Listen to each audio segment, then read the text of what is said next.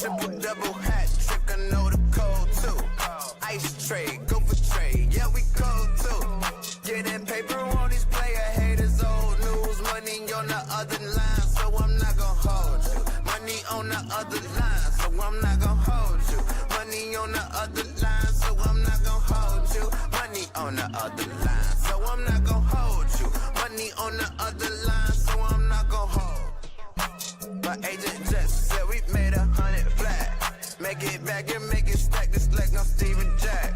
Put my rings up in the camera like I needed that. Up in the air and at the rim is where I meet them at.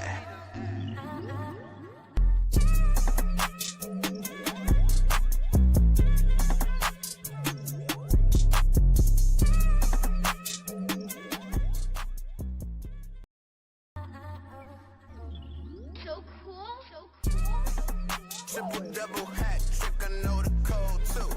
Ice trade, go for trade, yeah we cold too.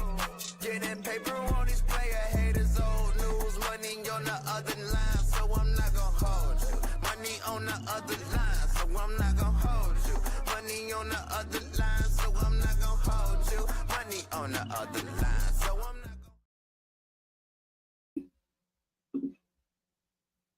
What's going on, ladies and gentlemen? Welcome back to another edition of I'm Not Gonna Hold You. It is Friday, September 5th, 2025, man. We are already into September, man. So we got a packed show on deck for y'all today. Of course, you know to follow me on all social media platforms at Barb Chair Scott. Follow the Barber's Chair at Barber's Chair Co. Follow our partners, HEB Media, at HEB Media TV on Twitter and at HEB Media on Instagram. While you're at it, follow the show. I'm Not Gonna Hold You on both Twitter and Instagram at INGHY Show. And while you are at it, subscribe to the Patreon, man, patreon.com /Barber's Chair Network. If you are watching this on YouTube, the link is in the description box. If you're listening to this on the podcast version later after the show is off,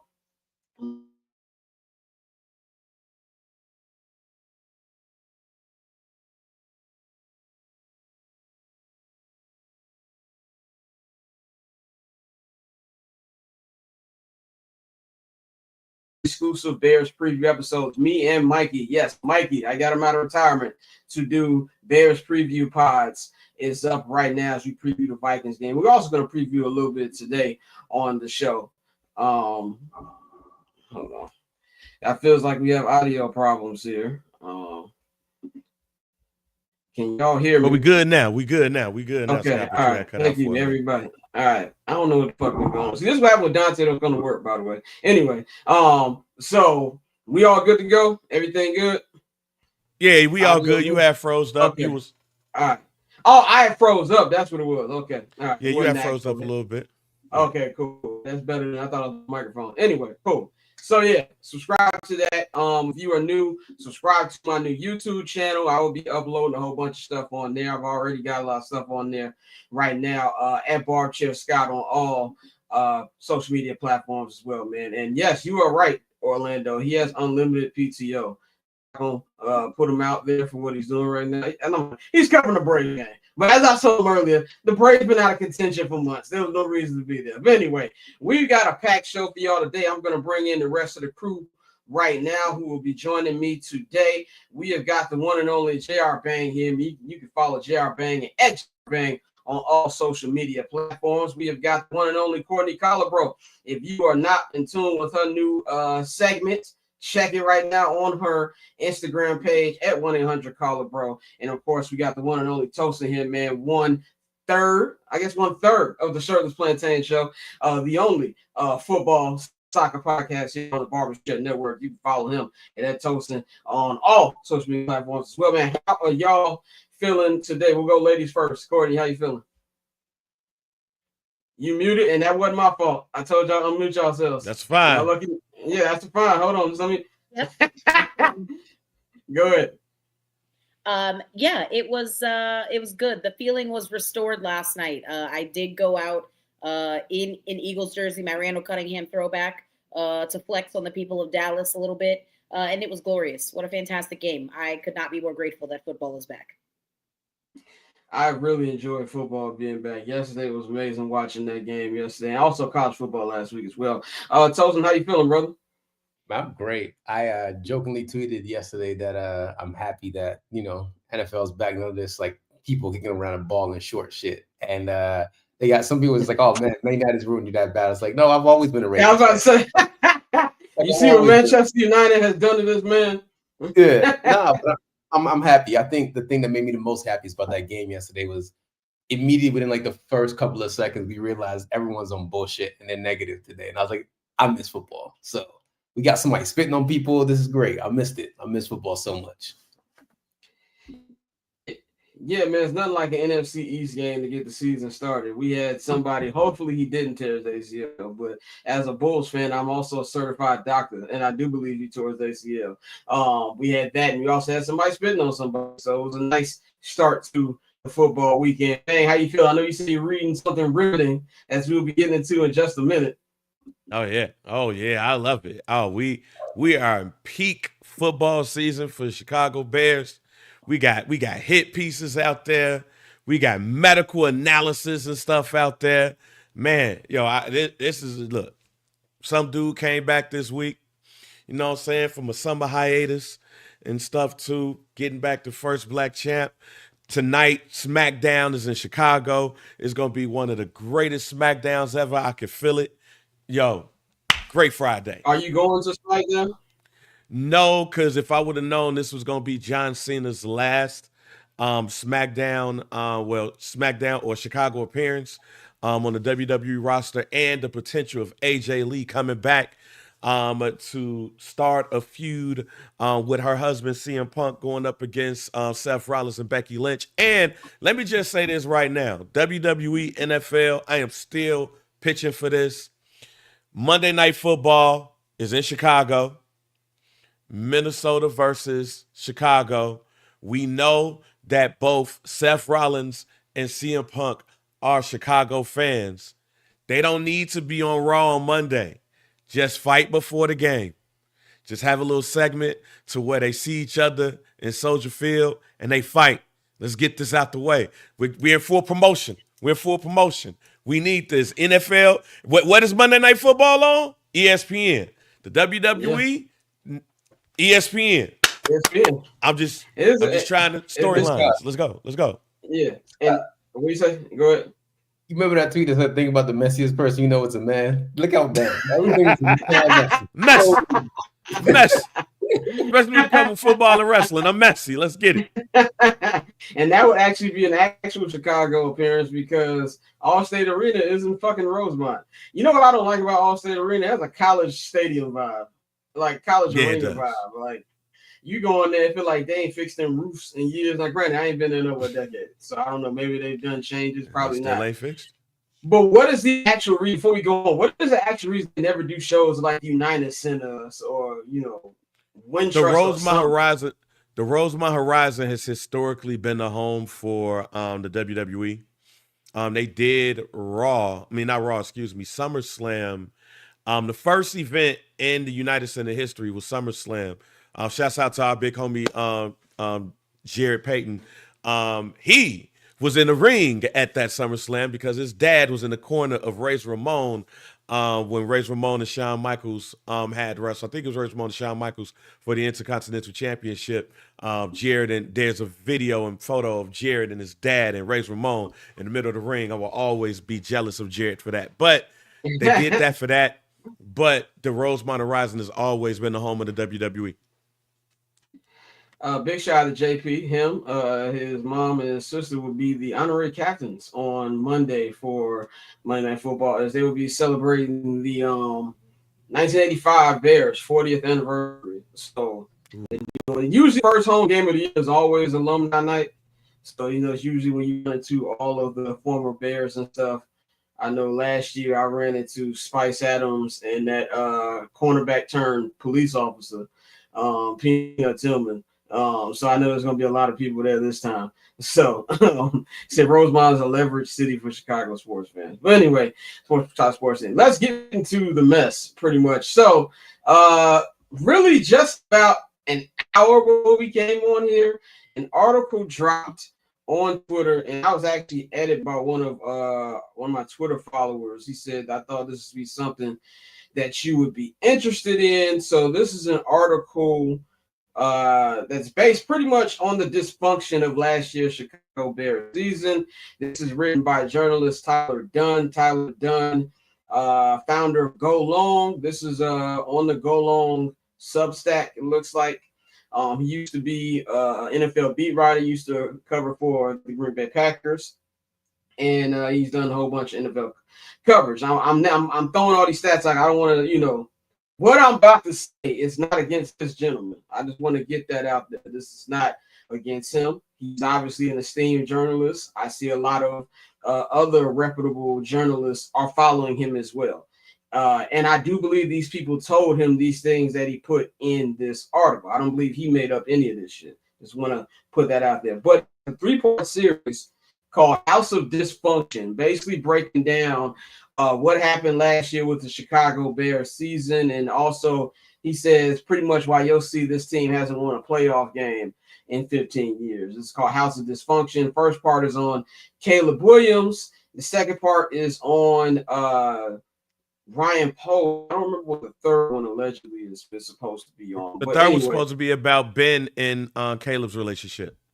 Okay, the third one is on Ben and Caleb's relationship. So the third part is not out right now. Part 1 is out. Part 2 is out. All you have to do is sign up to his site, and you get all of it free. This is nothing that you pay for to watch. So pretty much, man, you can go to his Twitter page at Ty Dunn. There's 2 N's in that Twitter name. So pretty much, man, I'm just gonna say this about it. I read it.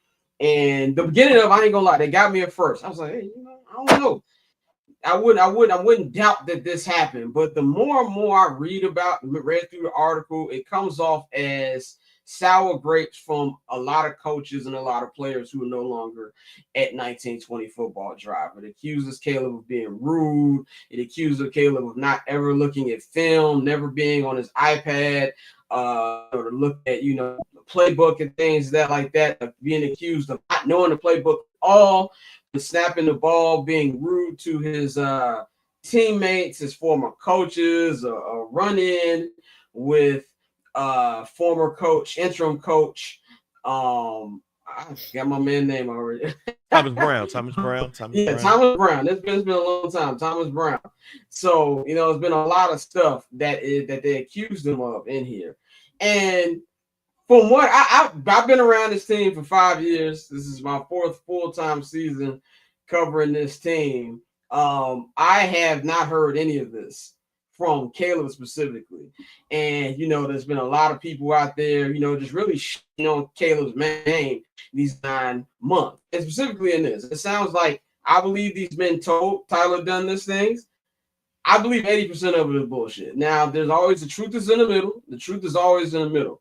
But they were saying that he was voted captain last year because the veterans were made to make him captain and they didn't want to piss him off, which sounds very unrealistic because he got voted captain again this year. And that doesn't sound like something that would happen with the new regime if this was something that was being forced upon, and saying that he's a diva, he shot shade around the room. There's so many different words, bro, that was like the way he described it just really comes off kind of smelly to me. So to me, this is a hit piece. To me, this is something, to get the computers putin'. Obviously, we're on here talking about it. I prefer not to talk about it, but I decided to do sports media, so I have to talk about it. The second part, I haven't read the second part yet. I read a little bit about Ryan Post. Now, Bang said that, a lot of it probably sounds spot on to him. I personally didn't like from what I read, and y'all, I'm not the biggest Ryan Post fan as a general manager. But I don't like the revisionist history, like GMs wouldn't have sold a kidney to draft Caleb Williams just a year and a half ago. Like, we don't have to have that revisionist history.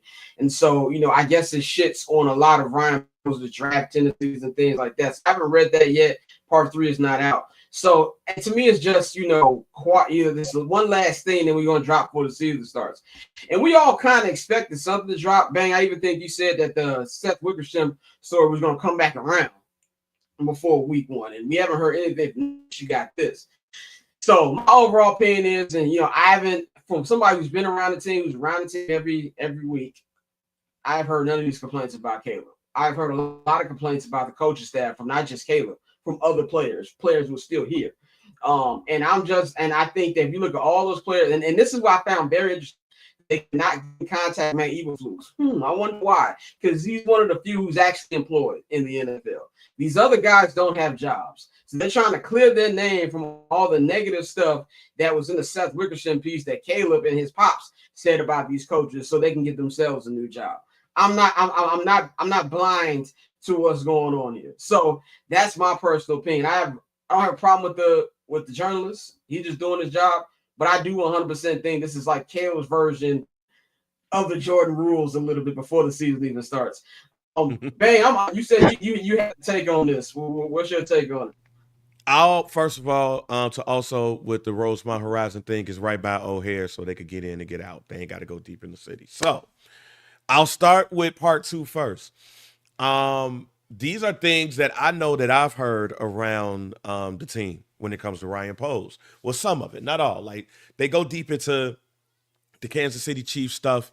Some of that stuff was a little bit surprising because I remember when Ryan Poles was hired, and there was not one person who didn't applaud that hire. There was not one person who didn't applaud the hire. Excuse me.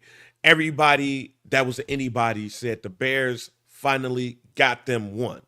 So to see some of the things about his time at KC being a little bit iffy or lying or pushing, flubbing some of the Patrick Mahomes things, that stuff that was new to me. However, some of those things that they talk about as far as his time with the Bears, we've talked about. We've talked about on this show how, if he don't pick Caleb Williams, how does that look? Because Caleb Williams is supposed to be a generational talent. Caleb Williams has been the number 1 pick for the past 2 years. If you don't pick this guy, people are going to look at you crazy. We've talked about this on this show. We've wondered about the hierarchy about it. Ian Cunningham was talked about as being somebody that had a loud voice but does not have it no more like that. Well, Ian Cunningham was almost with another team. Like he is interviewing actively for GM positions. So it would be smart for Ryan Poles to lessen his voice a bit and have Jeff King, because you do have a future GM on your team. And then there's other things we talked, like we wondered about why the search for the QB stopped at Caleb Williams, and it didn't go as far. I've even said on this show that I would not be surprised if J.J. McCarthy was a pick for the Bears. And it turns out that multiple people have said that J.J. McCarthy was the second quarterback on the roster, or at least on that draft board. So some of the stuff for Ryan Poles, it wasn't a surprise because we've talked about it.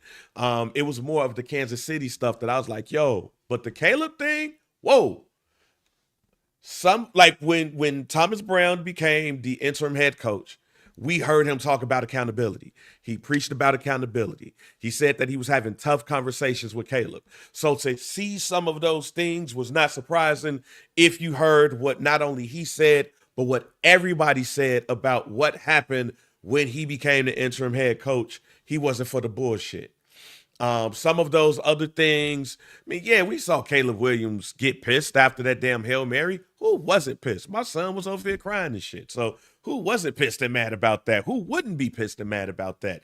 Didn't hear him shouting some shit at the defense. And the defense, compared to what we learned, don't look like the defense that would have took well to Caleb Williams cussing them out going into the goddamn tunnel, because they was cussing out the coaches. So why wouldn't they cuss out the quarterback? The dyslexia thing is the thing that has come out that has been surprising about how he didn't do medical. And everybody applauded that. I don't think it was not one person that was like, getting all that poke the prod and doing this at the draft. No, him not doing it. No, do that at your 30. But them using him reportedly in the article having dyslexia and then them finding or having an idea that something was wrong, and then finding out but saying that they were too far gone, and then preparing him. That is the hit part of the hit piece to me. Because as somebody, look, I don't have dyslexia. I think I'm pretty good up here. I don't have any learning disabilities. But to me, you're basically saying, or at least that I know of, I see you over there, Courtney. I see you. I see you. But and she said, I don't know like, about that. I don't know about that. Man. I don't know about that. But what I will say is it felt like part one was basically saying Caleb Williams is dumb. And he's always been dumb. And we didn't know it, and it was too late. Because here's the thing. Let's just say, for instance, that Caleb Williams is dyslexic. Let's say. We don't know. And I don't even know if that's something that he needs to mention out there. To me, if he was dyslexic, that puts more of an emphasis on why last year's coaching staff was terrible. Because if you know that this man has a learning disability or believe there is a disability, and what are you doing to help him? And it don't seem like they did things to help him if that was the case. That's more of an emphasis on why all of the coaches who was talking and speaking are not coaching right now, because you didn't do what you're supposed to do to support your quarterback. Flip side, though, they said that what's his best friend name? John Jackson III. When they said basically he was, when they basically was implied that he was reading the playbook and all that shit, that was hilarious. But for Caleb they Williams, implied some other shit too. Yes, they did. That I will not go there. They implied some other shit that I won't go there. That I won't go there. But the last thing that I will say is this: everything we was told that Caleb Williams had that playbook before the draft, and he was studying it before the draft, and all of those things before the draft.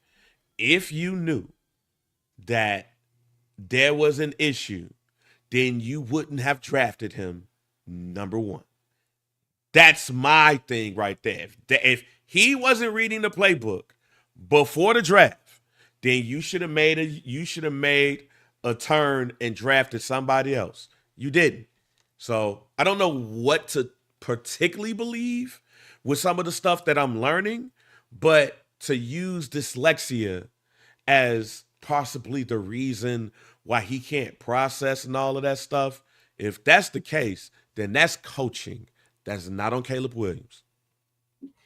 Yeah, I'm going to close this and we're going to move on to say that I like what Ben Johnson did on Wednesday. Let's stop talking about 2024.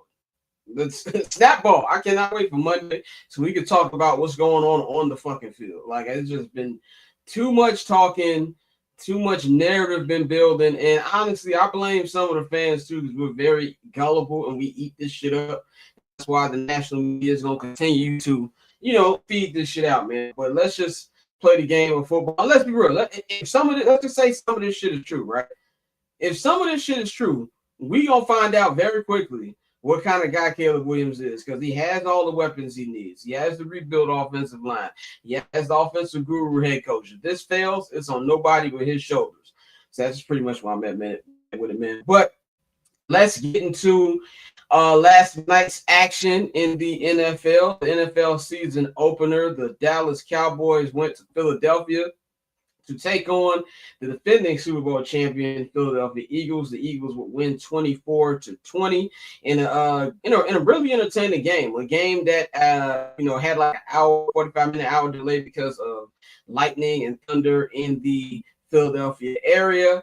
But Eagles won 24-20. Jalen Hurts led the way, 19 out of 23, 152 yards passing, 2 touchdowns on the ground. Saquon did what he did, 18 carries, 60 yards. The defense was hitting pretty hard. And honestly, Dak Prescott had a game where he had a y'all lost game. The stats will not tell you that. The stats, 21 out of 34, 188 yards, no touchdowns. But CD Lamb needs to be ashamed of his damn self for the performance he put on last night. That loss was 100% on CD. And the running game, Miles Sanders started well. Then we saw exactly why Philly got rid of Miles Sanders with that end zone fumble that eventually led to some points for Dallas. But the way this game started, fuck how the game ended. Let's talk about how it started. Jalen Carter. You know how you get your food ready before you get ready to watch the game. I did the typical, I'm gonna cook my food so it can lead up exactly to the 7:20 kickoff shit. So I'm all sitting there getting ready to eat my food, watch the game, and I seen somebody get hurt and carted out, and I seen one of the best defensive tackles in football get ejected within the first 10 seconds of the game, and we saw that he spit on Dak Prescott. Now, about an hour and a half later, when the second half started, NBC dropped some footage and showed that Dak was instigating a little bit, spitting at the floor. Now, for those of you Eagles fans, we all know Eagles fans aren't the most trustworthy people on planet Earth. Yeah, yeah, aren't the most cultured people on planet Earth. You want to act like spitting on the floor meant that Jalen could spit at him. Jalen knew he fucked up. Jalen said it himself afterwards. But that was good rage bait right there for Dak Prescott. Now, for me, I was like, and then niggas started fighting. I was like, this is how you start an NFC East game. This is how you start the NFL season. A lot of people are like, oh, well, this is why Ryan Poles. I made a joke about it, but I like my defensive ends and defensive tackles were a little bit crazy on. Yeah, that joke, that's real. That's how I like mine. Exactly. Yeah. Charles Haley almost beat up Jerry Jones. 7 Super Bowl championships. I don't care. You know what I'm saying? Ray Lewis. Y'all know. 2-time Super Bowl champion. Alonzo Spellman. Look at Alonzo Spellman. Hey, we could be here all day. Watch him out about Ray Lewis. That's all legend, okay? That's a man of God. What did Kanye say? He said, I'm not going to say, that's all I'm saying about Ray Lewis. But, yeah, man, so for me, man, this was a blown opportunity for the Dallas Cowboys. This is an opportunity to beat division rival early in the season. You know, these games always go down to the end of the year, especially in this division, and to stake your claim in and say, okay, we're going to play a lot better. As much as I like to make fun of Matt Eberflus's defense, I've lived through that bullshit for 3 years. He actually made adjustments in the second half. And the game was a lot closer, but C. Lamb has got to catch those balls.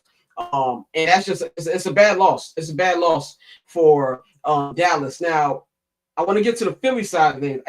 Corey, we were talking about Jalen right before the Super Bowl. We was like, well, who is Jalen Hurts? And I'm still trying to find the answer for that. It finally hit me yesterday. Jalen Hurts is a quarterback that everything has to be perfect. And that's not a bad thing when I say that. He has one of, if not the best offensive line in football. He has the best running back in football. He has, at worst, a top 3 receiving core in football. So he can do all these things with him around him. He's great with his legs. He can make the timely pass. That's a big boy pass. Now, this might be controversial. I do not think he is a better quarterback than Dak Prescott. I don't. I think he's a winner. I think he's more of a big-time player than Dak Prescott. When it comes to throwing the football, I think Dak is better. And I would take the heat for that because Dak has the confirm. I'm just trying to I guess I don't understand, because isn't that part of being a quarterback, or at least a better overall quarterback, is the one's ability to use their legs? Let me marinate it a little more for you. Okay. If you switch situations, I don't believe Jalen does better than Dak in that Cowboys situation. If you put Dak with Philadelphia, I think he can do what Jalen does. That's my personal opinion. I don't think it's controversial because we have a way that we look at Dak. And fair, Dak ain't won shit. And Dak and every Cowboys quarterback not named Troy Aikman has had hilarious endings in playoff games. Let me get my point out. Go ahead. No, let me get my point out. And that's what I think. I think Jalen is a winner. That's not a bad thing. I think Jalen's also a top 10 quarterback. I think he's 6. If I had to rank the top 10 right now, I'm putting Jalen at 6. I think the top 4 obviously is the Fantastic Four. Whatever order you got them after Pat, Lamar, Burrow, Allen. That's the Fantastic Four in the NFL. Anybody else is after them? 5. When back is healthy, I got Stafford there. But I put Jalen right under there. But that's what works for this team. But I think that Dak is the better passer of football. And I just think that Jalen is a big-time player. He's a winner, and that's what they're going to do to win the game. But I just think that's the difference between the two quarterbacks, in my opinion. But the Eagles, and they're supposed to do. Champions find a way to win. They got to go to Arrowhead next week, Super Bowl rematch. You do as much as you try to do to win. So that's all I really got to say about the Eagles. But go ahead, man. I was because you directed this to Courtney, so I'm gonna direct this to Courtney because this is how I feel. I feel like the same quarterback. I don't see much of a difference between the two. I see a difference in the team. I do believe that if you put Hurts on the Cowboys and you put Dak Prescott on the Eagles, it would be different for both quarterbacks. That's because what those quarterbacks got around them. If you put Dak on Philly, he has one of the best running backs in the league. You have a great wide receiver situation, which he already has, and you also have a better offensive line. When the Cowboys was going 12-4, their running back situation was on point, their offensive line situation was on point, and their wide receiver situation was on point. The only difference between the two is the defense. So I don't think there's too much of a difference between Jalen Hurts and Dak Prescott. I think they're the same person. They're just in different situations. This is nasty. This is nasty. The floor is yours, Courtney. Unbelievable. I don't really have anything to say other than I vehemently disagree. I'm so sorry. And maybe it's because I'm Dak Prescott's #1 hater. If that man has no haters, I'm. Oh, you're a hater? Okay. I'm dead. Okay. Correct. Oh, I've been a Dak Prescott hater. The tape is there. I wasn't aware. There has been established tape on this show specifically. I'm pretty sure it was like the first season. I was very much. She's a Dak Joshua Allen hater. No. Okay, I'm a Josh Allen hater for different reasons. Okay, again. Okay. Yeah. He's got a twinge of the bozo gene. That's all. I'm a partial Josh Allen hater now because he's with Haley Steinfeld. But again, brothers, we all need to lock in on the real agenda here, okay? And that's the anti-Justin Herbert agenda. Let's all focus our energy and redirect that to something that matters. Oh man, that don't want to. Stall my boy out. Stall my boy out. Justin Herbert is he just proves himself every single week, every season. That's why there's an agenda against him. But it's neither here nor there. They do play tonight, so we'll see. It's the acne. It's the acne. He still got sex bumps. That's why people don't mess with him. He got sex bumps. Tosin, what's your take on last night's game? The Eagles secondary needs some work. I know we talk about the quarterbacks, but them Eagles secondary, man, Adoree Jackson looked like food. They need to figure that out. They just signed Zadarius Smith, so shout the cash dog going to Philly, I guess. But yeah, they just need work. That's really it. But it's the first game of the season. I'm not gonna sit here and overreact, but back to the Dak and Jalen thing. Jalen's a really, really good game manager, and that's not an insult to him in the slightest. Because when your team is that good, everywhere you just need somebody who can not mess it up, and he does his job to a T. And that's why he has a Super Bowl ring, because he's great at what he does. So shout out to Shamar Moore for being a good quarterback back there. God forbid a man be fine and successful. God forbid. He said Herbo on the lab McConkey and nothing else. It has an LT whose knee is pulled pork. Stop hating. I'll stop hating on Herbert when he don't go out there and take it in a playoff game. He ain't got to win. That's a very valid point. That's a very valid point. He did out tough. Did that man throw? Was it 4? 4. Yeah, remember him and Trick on Trail. Him and Trail went band for band in the playoffs like 2-3 years ago. So you got me on that one. But Courtney, any final takes before we move on this last night's game? Not at all. Jalen Hurts is really good. He's really good, and he's better than Dak Prescott. And I won't be taking any further questions. Thank you. Says every woman on planet Earth. Yes, I'm hating. Move on. That's crazy. We're gonna do our division preview now, man. So basically, what we're gonna do, we're gonna go around every division in the NFL, and we're gonna give our predictions because I am prepared this year. I've got mine. We're gonna start with the NFC East since we are ready, and I'm gonna give y'all how I've got this very, very entertaining division shaking out. Also, this division is the subject of the in-season Hard Knocks, so that should be pretty good to watch. I enjoyed last year's AFC North one. You really saw how stubborn Mike Tomlin was compared to what they do in Baltimore, and that was very, very fucking funny to me. And I love Mike Tomlin, but Some people gotta get out their own way. And I love Mike Tomlin, but now I gotta root against that nigga because he pays my mortal enemy. That the amount of stuff I want about that man, if I want to continue to have a future in media, I cannot say. But I will be praying on their downfall this year. But anyway, I've got the NFC East shaking out like this. For my champion, I've got the Philadelphia Eagles. I've got the Philadelphia Eagles to win the division. I think it's going to be competitive. Obviously, the NFC East always is competitive, but they're the champions. They've got everything they need. As long as they can stay healthy, which you can say about every team in football, health is the main key. And the adding Darius Smith to it, which somebody that I wanted the Bears to get, which I also told Bears fans was not going to happen because Ryan Poles said that he was very confident in the interior. But whatever. We'll get to that later. But you just add more stuff that they didn't need. They've already got great pass rushers. I think it's going to be good. And I don't know if they'll be able to how rocky of a path is going to be, but I do believe they're going to win the division. So I'm going to go with the Eagles to win the NFC East.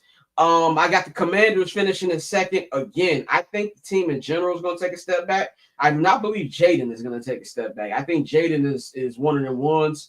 I do not believe he's going to have the CJ Stroud sophomore season hiccups.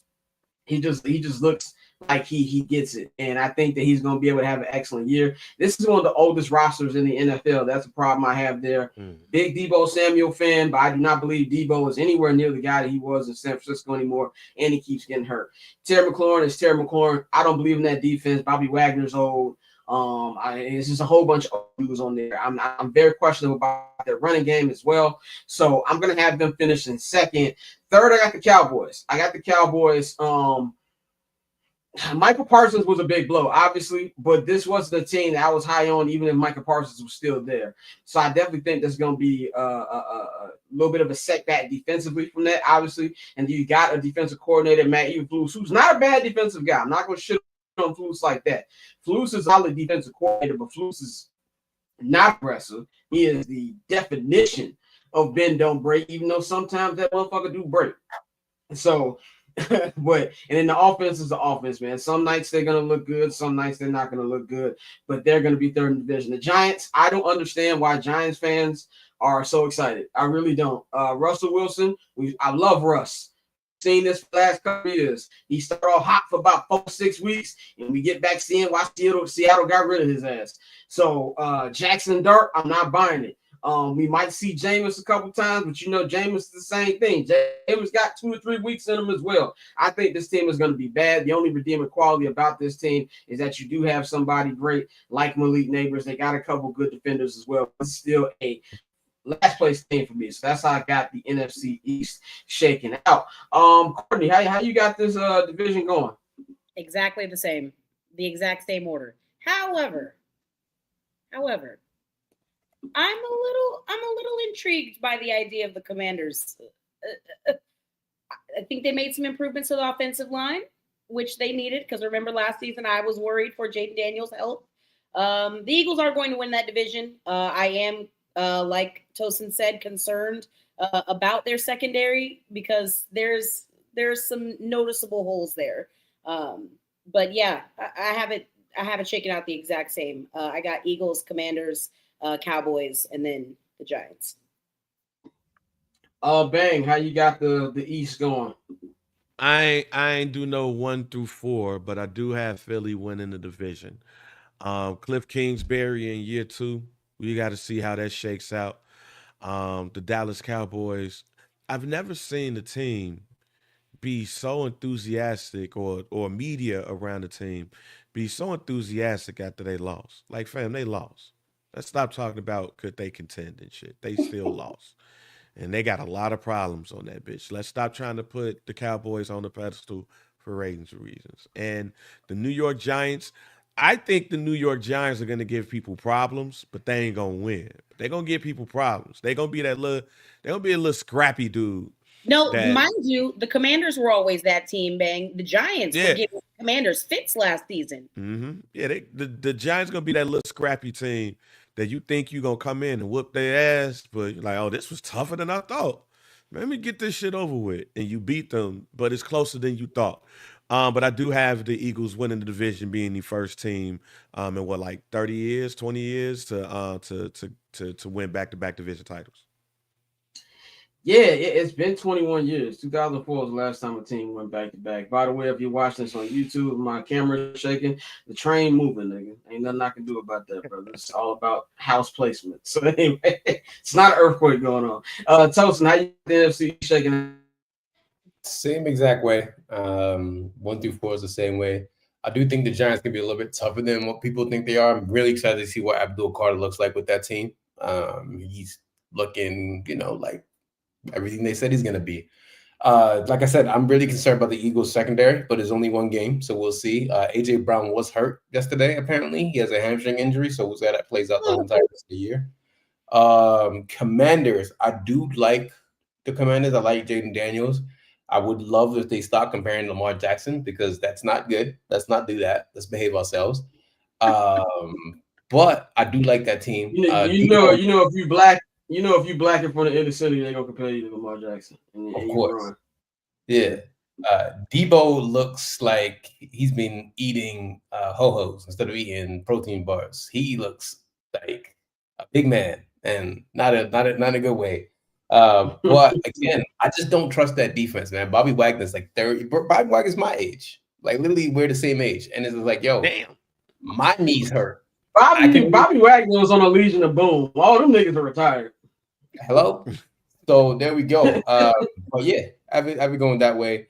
I also think that, this is going to be the first time since 2004 that someone wins back-to-back. And Jesus, we had George Bush as president, and I was going to high school that year. That's insane. Wait. By the way, okay, Courtney, relax. Courtney, relax. We know you the young buck here. No. Hold on. When were you in high school? 04 to 08. See, Yeah. She doing that shit on purpose. She know I'm all of us. She know all of us was born before Clinton took office. She doing that shit. She do it all the time. I didn't know Tosin was that old. I really thought you were like Tosin, yeah, he's with the young OGs. Yes, he's with us. I got 5 nieces and nephews. I'm an uncle for real. That's crazy. Yes, exactly. Yeah. Courtney be hitting us with the Kevin Hart. Damn. Okay, well that's different. You're old. That's different. I didn't know. I'm 12 months older than Tosin. I'm 12 months older than Tosin. You mean a year? You mean a year old? Yes. See, nigga using an advocate. He's 27 months. You mean he's 2? He's 2. Okay, fair. And you know what? When people are you old, that we know it's an alternative that I could be dead. So thank the Lord that I am still walking around. But anyway, let's go on to something that should be dead. That is the NFC South. So let's go on to this. What kind of transition was that? Let's go to this shit division, the NFC South, man. This is how I got this shaken out. Obviously, last year's champion was the Tampa Bay Buccaneers. They went on and lost the playoff game they had no business losing to at home against the Commanders. I got them going again. I got them winning this division again. I do think it'll be a competitive division. I don't think they're good enough to run away with that motherfucker, but I do believe they will win this division again. Now, my order for the next 2 might be kind of controversial. Contrary to the propaganda that our castmate Dante spreads on this show, I am not a Michael Penix believer, but I am a believer in my fellow Untall King, my man in Carolina. I am going 100% with the Panthers to be number 2. Yeah, I'm going. I am smelling the Kool-Aid right now. I am going. Bryce Young High. Rise up. Bryce Young High. I love how he ended the season. I like what I saw in preseason. And I think it's going to move on here, man. They're building a coach over there in Carolina, and they were very competitive towards the end. I'm going to have Carolina at number 2. Number 3, I'm going to Falcons. I wasn't that big of a Michael Penix fan, even when he was at Washington. I feel like with the way he played last year, it was cool, but people only hyped it up so much because Cousins was so fucking bad. So I think that's something you got to do. And I also don't like the fact that Raheem ain't played this dude all preseason like he's Patrick Mahomes. So that was kind of confusing to me as well. So I'm gonna put them third. Only reason I don't have them last is for the team that Cody left. The Saints are god awful. Okay, the city of New Orleans, which I love very dearly, one of my favorite cities to visit in America, deserves better than the shit sports teams that they've got in that city. With the Saints, the Pelicans, they ain't got no baseball team, nothing. That's how I got the NFC South shaken out. Erasure. Huh? It's minor league baseball. That's who erasure? Never mind. The Baby Cakes. I don't know who the fuck that is, but Exactly. Is this another TikTok thing that I need to know? No. Is this in the same alley as a Jet 2 holiday? Anyway, Courtney, how you got this division shaking out? Yeah, I have it just about the same. I have the Bucks winning the division. The Saints might not win. They might win 3 games this year. I've made my peace. If they win 4, I think that's a successful season. 3. Yeah, you being generous. I'm really trying. I do still love them at my core, but I can't support that organization. That being said, I got Bucks winning the division, the Falcons finishing in second. I do think the Panthers will improve, but I do think they will finish third, and of course the Saints just bad and clean up. So you got the Falcons at 2. So are you a Penix believer? I almost just said I almost just said something inappropriate. Yep, okay. I am a believer. I am a believer. Okay. This is a family show, by the way. You're right, exactly. Just kids watching. I'm not the one that made the typo.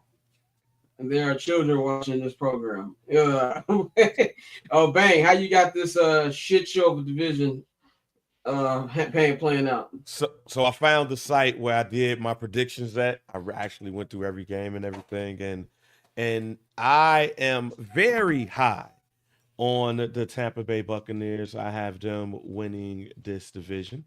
I have the Falcons coming in second. I am not high on the Carolina Panthers at all. I still look at that team as like who's all there? Who gonna be there? Dang, that's crazy. You're not a cokehead? You're not a cokehead? Jalen Coker? You're not a cokehead? You're not a cokehead. No. I like that. No. Cokehead. No, not at all. And I actually think, but no, I actually think that the New Orleans Saints may have a historic NFL season for the wrong reasons. I only got them winning the game, and that's a maybe. So that's how I got that division shaken out. Cokehead is nuts. Tosin, how you got this division playing out? I got the Bucks, Falcons, Panthers, but I got something for the Saints. They're going to be the first team to get relegated in NFL history. Yes. Sending them down to the XFL. Nah, not too much of my team now. Let's all just relax a little bit. They're sending them to real France, okay? Go speak French over there. I always said, man, like that's one thing that will never happen in American sports, but needs to happen. People will get their shit together very quickly. It was like, you know what? We gonna send the Braves to AAA to go against the Cucamonga, I don't know, Cracker Jacks, whatever they be called down there. That's what they need to do. But let's move on to the NFC West, and this is a division that I found hard to pick as well because I'm not really impressed with anybody in this division. But I do have the Los Angeles Rams winning this division only because I almost picked the Niners. I was very close to picking the Niners. Then I looked at the wide receiver depth chart and then taking into account the small faith that I already have in their quarterback. And I was like, yeah, I'm not doing it. I had very, very severe questions about Matthew Stafford's health. The back problems sound like his back is messed up like Larry Bird 92. He's barely been practicing. We ain't seen him in camp preseason, but allegedly he's starting this week. And even if he doesn't start, I think Jimmy G is their backup. I think he's obviously been to the Super Bowl. He can hold it down in a certain game they need to. I just believe in Sean McVay and more than I do Kyle Shanahan. And I believe in that. I believe in Jared Verse and the rest of that defense more too. So I'm going to go with the Rams number 2. Seattle, by default, I put them in Seattle. I'm not really that high on Seattle either. I think Sam Darnold was a product of being with Kevin O'Connell, but I just don't like the rest of this division. So by default, I'm going to put the Seahawks number 2. I'm going to put the Niners number 3, and then I've got the Cardinals number 4. And Kyler Murray might need to find something else to put in. He can go back to baseball because football ain't for him. Courtney, how you got the NFC West shaking out? So I sat and I stared at that list trying to figure out, and like I was looking at the depth chart and all that jazz, and you were talking about the Niners and their lack of depth. Did you see that they promoted Marquez Valdez-Scantling? Oh, God bless. That man's still playing football. Yeah, God bless. That being said, I think the Seahawks could win that division. Am I crazy? No, mind you, I'm not terribly moved by anyone in that division. No, you're not crazy just for the reason that you just said. Nobody in that division really moves me. Yeah, I'm not moved by a lot there. That being said, I think the Seahawks win the division. The 49ers, I have them coming up second just because of, all of their injury issues. And yeah, it's just I don't think it's their time right now. And then also CMC might not even play on Sunday. This is a big day for Brian Robinson Jr. Truthers. Well, he did practice today. So we'll see. Okay. I mean, yeah, I personally don't play around with calf injuries. Calf injuries pull up the Achilles Boulevard. So yep. If I was them, I'd be very cautious. Correct. Yeah. So Seahawks, Niners. I feel like Matthew Stafford, we go be a family man. I feel like it's about that time. Still talented, to be clear. I would take him in a heartbeat. But the back issues, they have a way of taking them high. We all know why Matthew Stafford is risking it. You know who you see how his wife be running her mouth when she in that pod. He don't want to be in the house. He don't want to be in the house. You know, I'd rather get knocked out by 300-pound men than be in this house all damn day. So I don't blame you. I'm kind of intrigued by the Cardinals. I'm like a little intrigued. Please explain this to me. I think they might be better than we think. Am I tripping? Am I alone? No, you're not. I'm alone. You're alone with me. Go ahead, man. No, you're not. In fact, I think this is how we looked at the NFC North last year. I think that we're going to be looking at the NFC West like that this year. I think that all 4 teams are going to have a winning record. They're now not going to go to the playoffs, but I think that the way that their schedule shakes out, I think they're all going to have a winning record. And I think that the Arizona Cardinals are better than what people suggest, especially again because of their schedule. But I do have now, mind you, this is me picking this even with the on the CMC news because there's a reason why in the leagues that I could get them, I got Brian Robinson Jr. Yep. Because I guess I run along the lines of if you continue having these calf issues, should you just go ahead and tear your Achilles and put it back together? Because that shit gonna pop in 3 weeks. Yeah, it's a ticking time bomb, bro. It's just it's a ticking time bomb. It's been so many Achilles situations that I touch mine every day just to make sure it's there.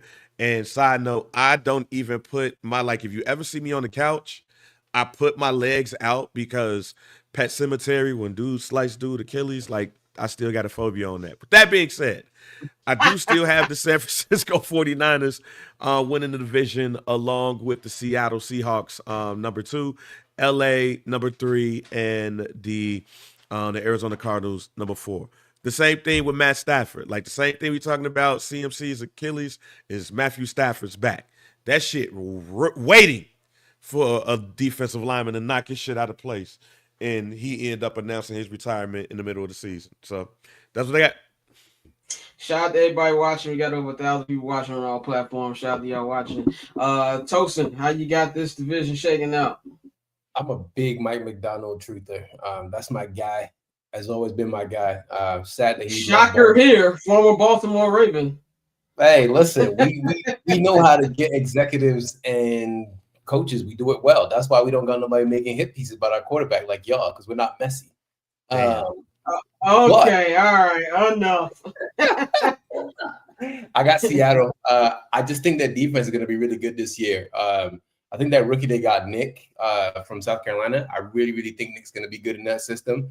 He's going to be almost like as if they're broke man version of Kyle Hamilton. So I'm really excited to see what they're going to do with him. I'm not too high on the Rams and the Niners because of injuries. When your quarterback's taking an epidural in the middle of the season, it's like, bro, that's for pregnant women. Your quarterback should not be taking epidurals in the middle of the season. It's not good, That's not John Blaze. No, it's not John Blaze at all. In fact, it's Reggie. That shit is terrible. I don't believe in Christian McCaffrey. There's somebody years ago, and this is on soccer Twitter, someone said when a white man is too explosive when it comes to like running, his body's gonna fall apart. And because it's not what he meant to do. Hey, listen, look at Gareth Bale. His whole body just collapsed, So there's never been in the history of sports a white man who's that fast who stayed together. Christian McCaffrey's body is breaking down by the week. The Cardinals, I think they're going to be a fun team to watch. I love their uniforms, by the way. The rival uniform is really, really nice. So, go out there, Kyler Murray, be 5'9", and run like a bad kid and, entertain us for a couple of games. But it's going to be a fun division. Or as my brother calls him, man, because he run like a little badass cousin around the field. But let's go to the conference division of the beloved, the NFC North, which in my opinion is the toughest division in football, man. I already said I got this. I think this is gonna play out on 7 Night the Hallis, and even last week when I did our Bulls Bears preview episode, I'm gonna do it again. I got the Detroit Lions repeating as NFC North champions. I think this will be a much tougher year from them. I think this is gonna be something they don't clinch the division to the final week of the season. I think that it wouldn't surprise me. This is gonna be a tough division. I can see all these battles being wars. I don't think anybody is going to have an over 500 record in this division. It's going to be that competitive, but I think Detroit will barely win this division because I trust their quarterback more than I trust the team who I got coming second. That is the Green Bay Packers. The Green Bay Packers only got Micah Parsons. Micah's going to make a huge difference. The difference between them, because there's 3 elite defensive lines in the NFC North. And I rank the Packers 3rd, even with Micah Parsons, because I feel like the Vikings, they have options everywhere. You don't know which way they're going to hit you. And Detroit, there's a stout, and they still got their guy, Aiden Hutchinson, coming back at some point this season. So that's going to be our defensive line. We've seen in the past that you can neutralize Micah Parsons. Shit, the Packers did it themselves 2 years ago in the playoffs. And there's nobody else on that defensive line that scares me enough to where when I double Micah, then I'm worried about them making a play. So I think it's going to be one of the biggest issues they have. Micah apparently has a back injury as it is, which something that Dallas knew but didn't come up until after the contract was signed. Maybe that was part of the reason they want to sign him outside of Jerry's ego. But I don't think Jordan Love is it. I really don't. And honestly, and I say that as a non-biased football fan, I don't think he is. As a hater of this piece of shit franchise, it brings me joy because Packer fans get it. Man, Jordan Love being ass is too much of an easy out. The fact that he's just good enough to get your hopes up, it don't get no better than that. I know what it's like to have a middle of the road quarterback, and that's exactly what he is. This is a team that was a fingertip away from getting swept in the division last year. This is a team that very coached well. Matt LaFleur, great coach. But Jordan Love is going to be the difference in a lot of these games. And I don't have trust in them for that. But I do believe they're going to be second in the NFC North. And I do believe they're going to win double-digit games. 3, I got the Bears. I got the Bears at 3 in this division. I think the deciding factor between them and Minnesota, I think Minnesota has a better roster front to back than the Bears. I don't even think it's comparable at the moment, especially the defensive side of the ball. But I trust Caleb way more than I trust JJ McCarthy. Now, not 8 days from now, I could be eating my own words if he has a great performance in Soldier Field. But he's a rookie quarterback pretty much. He didn't play last year. I got to see it before I believe it. But everything else around JJ McCarthy is great. But, there was a lot of things. They were I think they were 9-1 in one-score games last year and the high turnover ratio last year. They got a lot of metrics that are just numbers-wise, just going to come back down to earth this season. And they also didn't close the season well last year with a better quarterback in Sam Darnold. So I do believe the Minnesota Vikings will finish last, but not in a 4-win type thing. I think last in the NFC North is going to be like 8 wins. I really think it's a competitive division. So that's how I've got the NFC North shaking out. Courtney, how you got the North shaking out? Yeah, I have my list written down and I'm staring at it. I think the Lions win the division. I'm not sold on the Packers. And now obviously I know Micah Parsons is I would love to have Micah Parsons. That being said, he doesn't move me enough to want to pick them to win this division. And I don't know about their receiver situation still to this day. I know they just got Matthew Golden. Yeah, that was a point I wanted to make too. I forgot about the receivers. Yeah, the receiver situation in Green Bay. To this day, what's happening here? You know? That being said, I did pick up Romeo Doubs in one of my fantasy leagues, so fingers crossed. But yeah, I'm not moved by the Packers. I gotta go Lions. Maybe a little bold of me. I'm going Bears. And then Packers, and then Vikings. But again, like you said, so you got the Bears over the Packers. I do, and maybe that's a little silly. From your mouth to God's ears. And again, I think that's championship in my book. There's so much talent in that division that, like you said, I don't think anybody is going to have like a bad record. I think the worst team in that division will have 7 or 8 wins. Like that's still a pretty good season considering how competitive it is. Yeah. Bang, how you got it playing out? Man, I hate talking about this and being able to admit this. I got the Detroit Lions as winning this division, followed by the Minnesota Vikings. I have the Bears and Green Bay finishing with the same record, 8-9. But I believe that the Green Bay Packers will have the better divisional record. So by technicality, the Bears will come in last, but they will improve. And I think this will be a very competitive division. Okay, I'm very interested in Tosa's take because he is the outsider here. And Courtney's been corrupted by us, so she's one of us. Even if he didn't pick the Bears, he's watching. You've been corrupted by us. You are not the same person that you were 2.5 years ago. Like, you ain't got to lie. We ain't got to lie. And what you seen that video? You seen that video of Lil' Kim? You're in the hood now, baby. That's how it was when we added Courtney to the show. Go ahead, Tosa.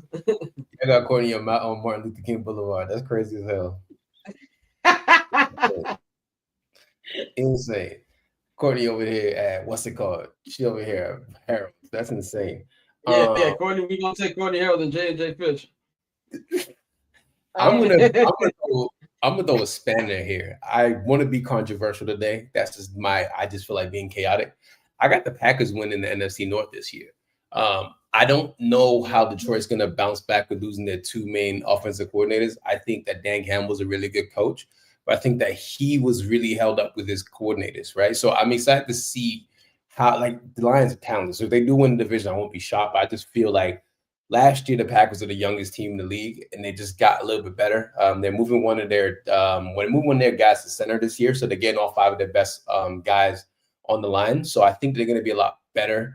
Micah Parsons, like we said, got back injury, but Micah's Micah at the end of the day. So I would love to see how he fits on that defense. I have the Lions coming in second.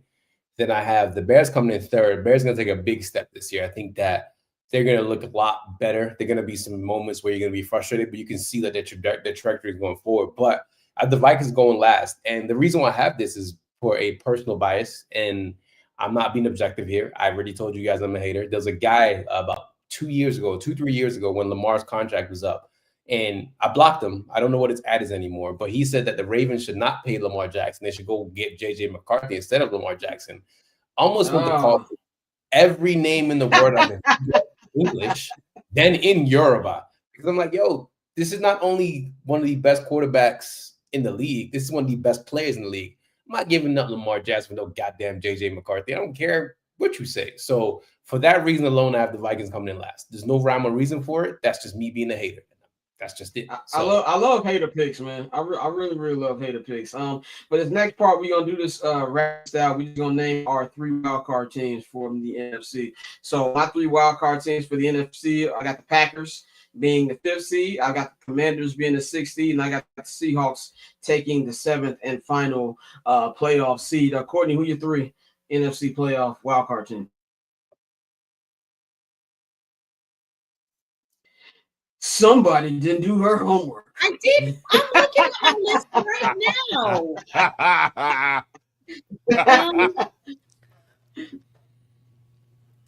Spin the block on me.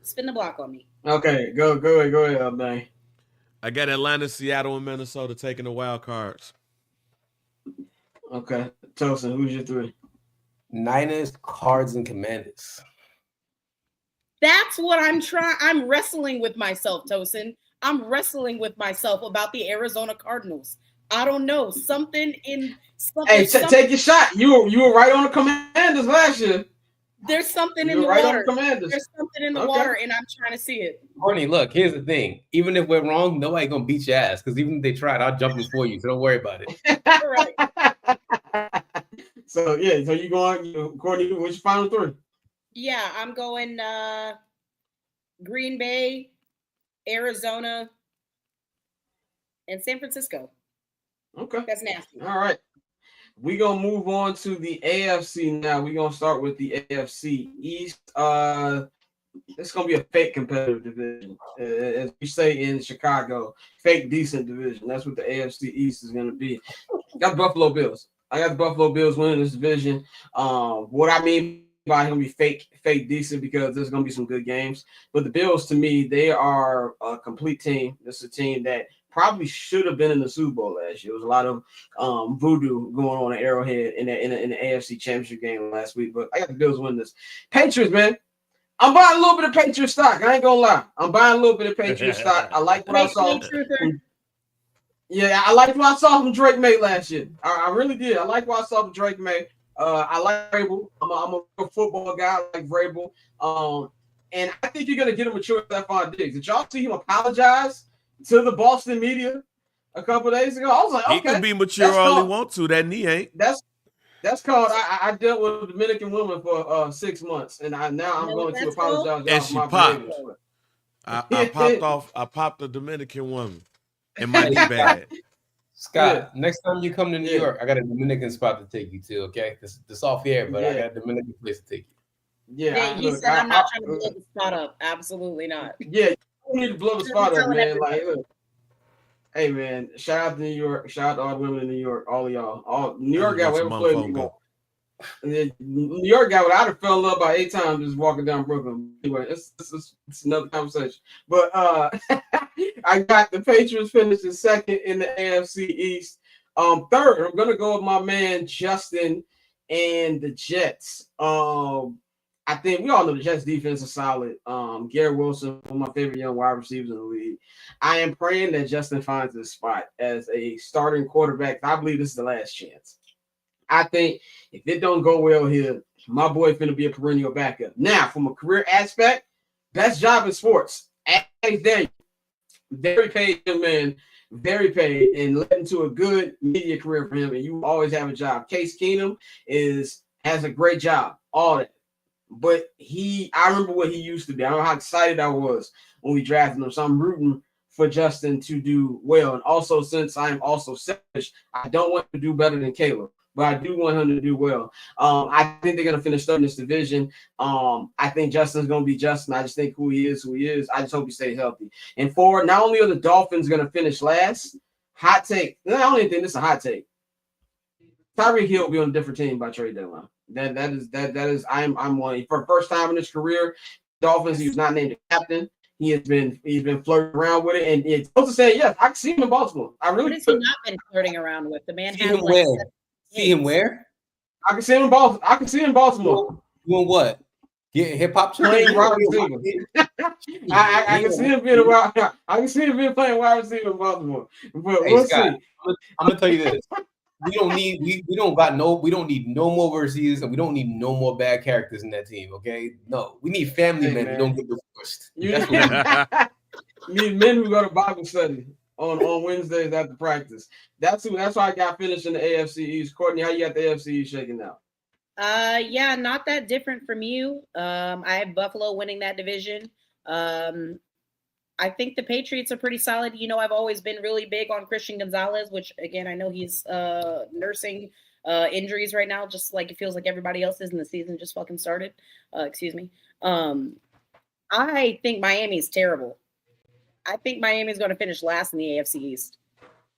I think they're really bad.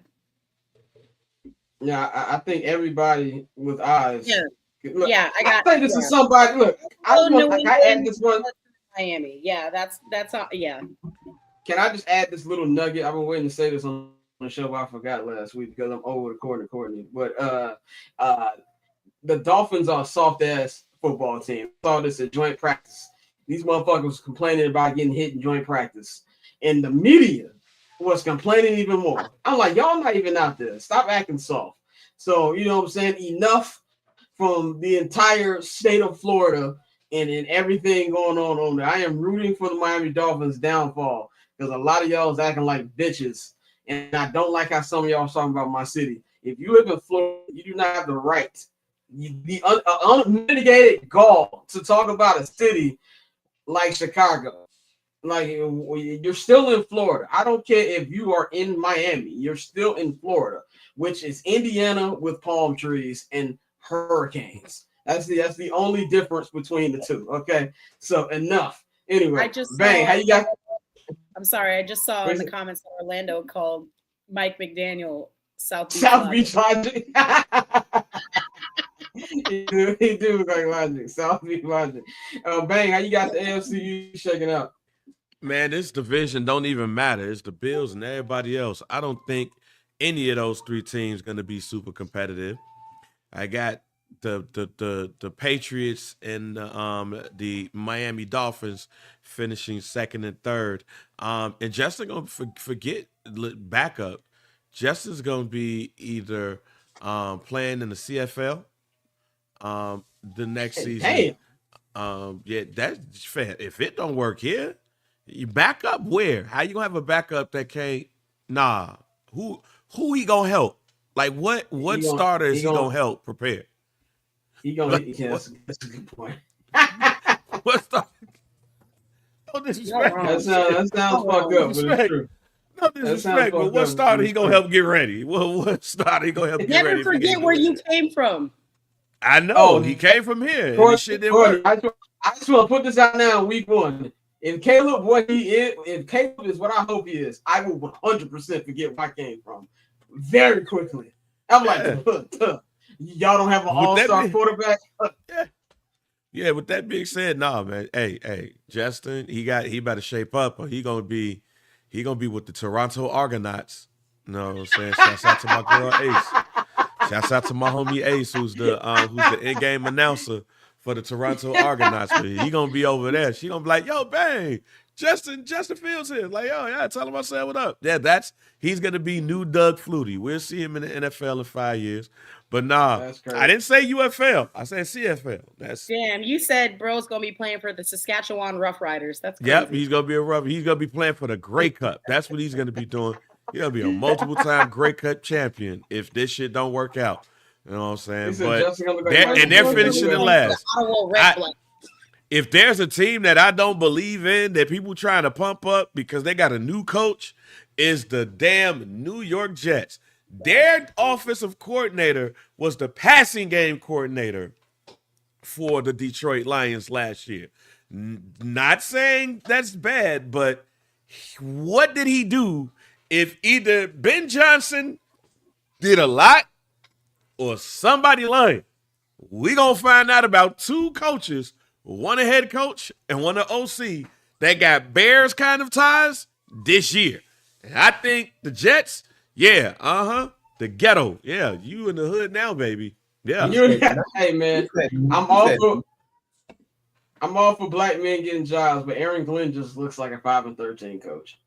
He's 5-13. I got 3-14, Jack. Nothing beats the Jets to holiday. That's crazy as hell. Yeah. Go ahead, Toast. Now you got the division shaking out. Obviously, the Bills are gonna win. what the fuck? Like, what are we doing here? I do have the Patriots being fake decent and making the playoffs. I actually got that. Yeah. And I'm bullish on the Jets, actually. I think they're going to go like super run game heavy. The only issue I have with the Jets is their defense. They got a fellow named Brandon Stevens. When I tell you that boy is Swiss cheese.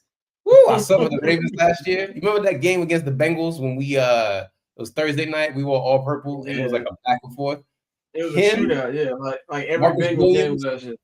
And I'm gonna talk about the Ravens about that, but boy, I think they're gonna get their running game a lot better, the Jets. And again, we're talking about career backup players. Tyrod Taylor, first team all Hall of Fame when it comes to getting the bag. He's been in the league 14 years now, something like that.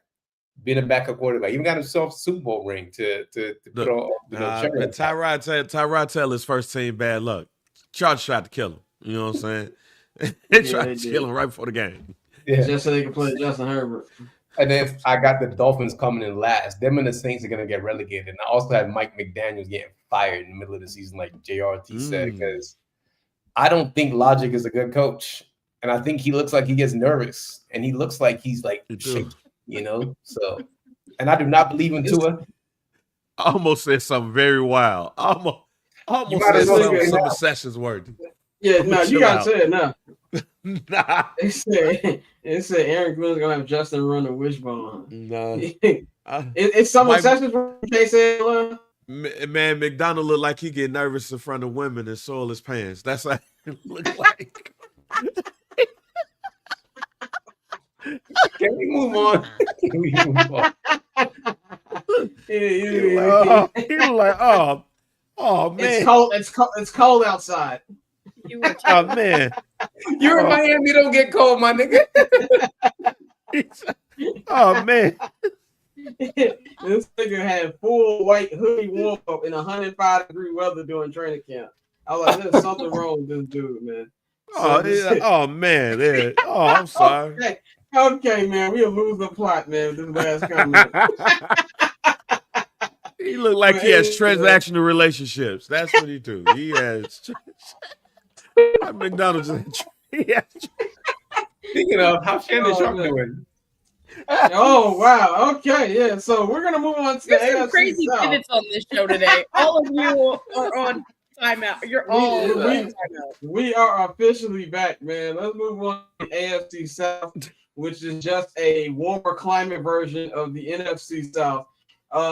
We got the Texans, Jaguars, Titans, and Colts. That's how I got this going. I don't have much to say about this. The Texans are going to be number one in this division just by default. I do not believe in trick-off Trev whatsoever. I believe Travis Hunter is going to get very irritated right away, and he's going to realize very quickly this is not Colorado. The Titans, I really am interested to see how Cam Ward is going to play. I think, first overall draft pick, they gave him more moves, number the whole dig. I'm really interested to see what he's going to be like. The Colts are ass, and I said this was going to happen when they drafted Anthony Richardson 2 years ago on that fateful day in Kansas City when we were all in the draft room, and my brother said, and I quote, loud in a room full of the media and the press, he got drafted, that motherfucker is ass. Word for word is what he said in that draft room. A lot of people laughed. One lady, she got upset like she was related to this motherfucker. Nobody who gets drafted in the NFL's ass. My brother's like, he's ass. I was like, you're not winning this battle, white lady. It's just not going to happen. And we ended up being right. So that's how I got this. I don't have much to say about the AFC South at all. Courtney, any thoughts at all about the AFC South? I feel like we're not talking enough about Cam Ward. Like for a number one pick, not us, but like in general, I feel like that's not being discussed enough. Like I've never heard or not heard, I guess in this case, like such little discussion around a number one pick. Obviously, I know he's not going into a great situation. But I don't know. I'm still kind of intrigued. That being said, I do think obviously the Texans will win that division. I'm still not sold on Jacksonville or Trick-Off Trev, as we like to affectionately refer to him as. And then, I can fix Anthony Richardson. I can fix him. I will defend him. You've been saying this for 2 years. Do you have a crush on Anthony Richardson or something? Or you really think you can fix him? Courtney, on or off the field? Yeah, right. That's what I want to know. I do not have a romantic inclination toward him. You've been saying this for about 2 years. I don't think he is a bad quarterback, and I Courtney, will stand okay. on that. That boy, he ain't it. Okay, He's ass. he just, he is. He's just a 2025 David Garrard. That's all he is. Whew, that's disrespectful, David Garrard. That's disrespectful. That's David a Garrard. name. Yeah, David Garrard did not die on the cross to be compared to Anthony Richardson. Not dying on the cross.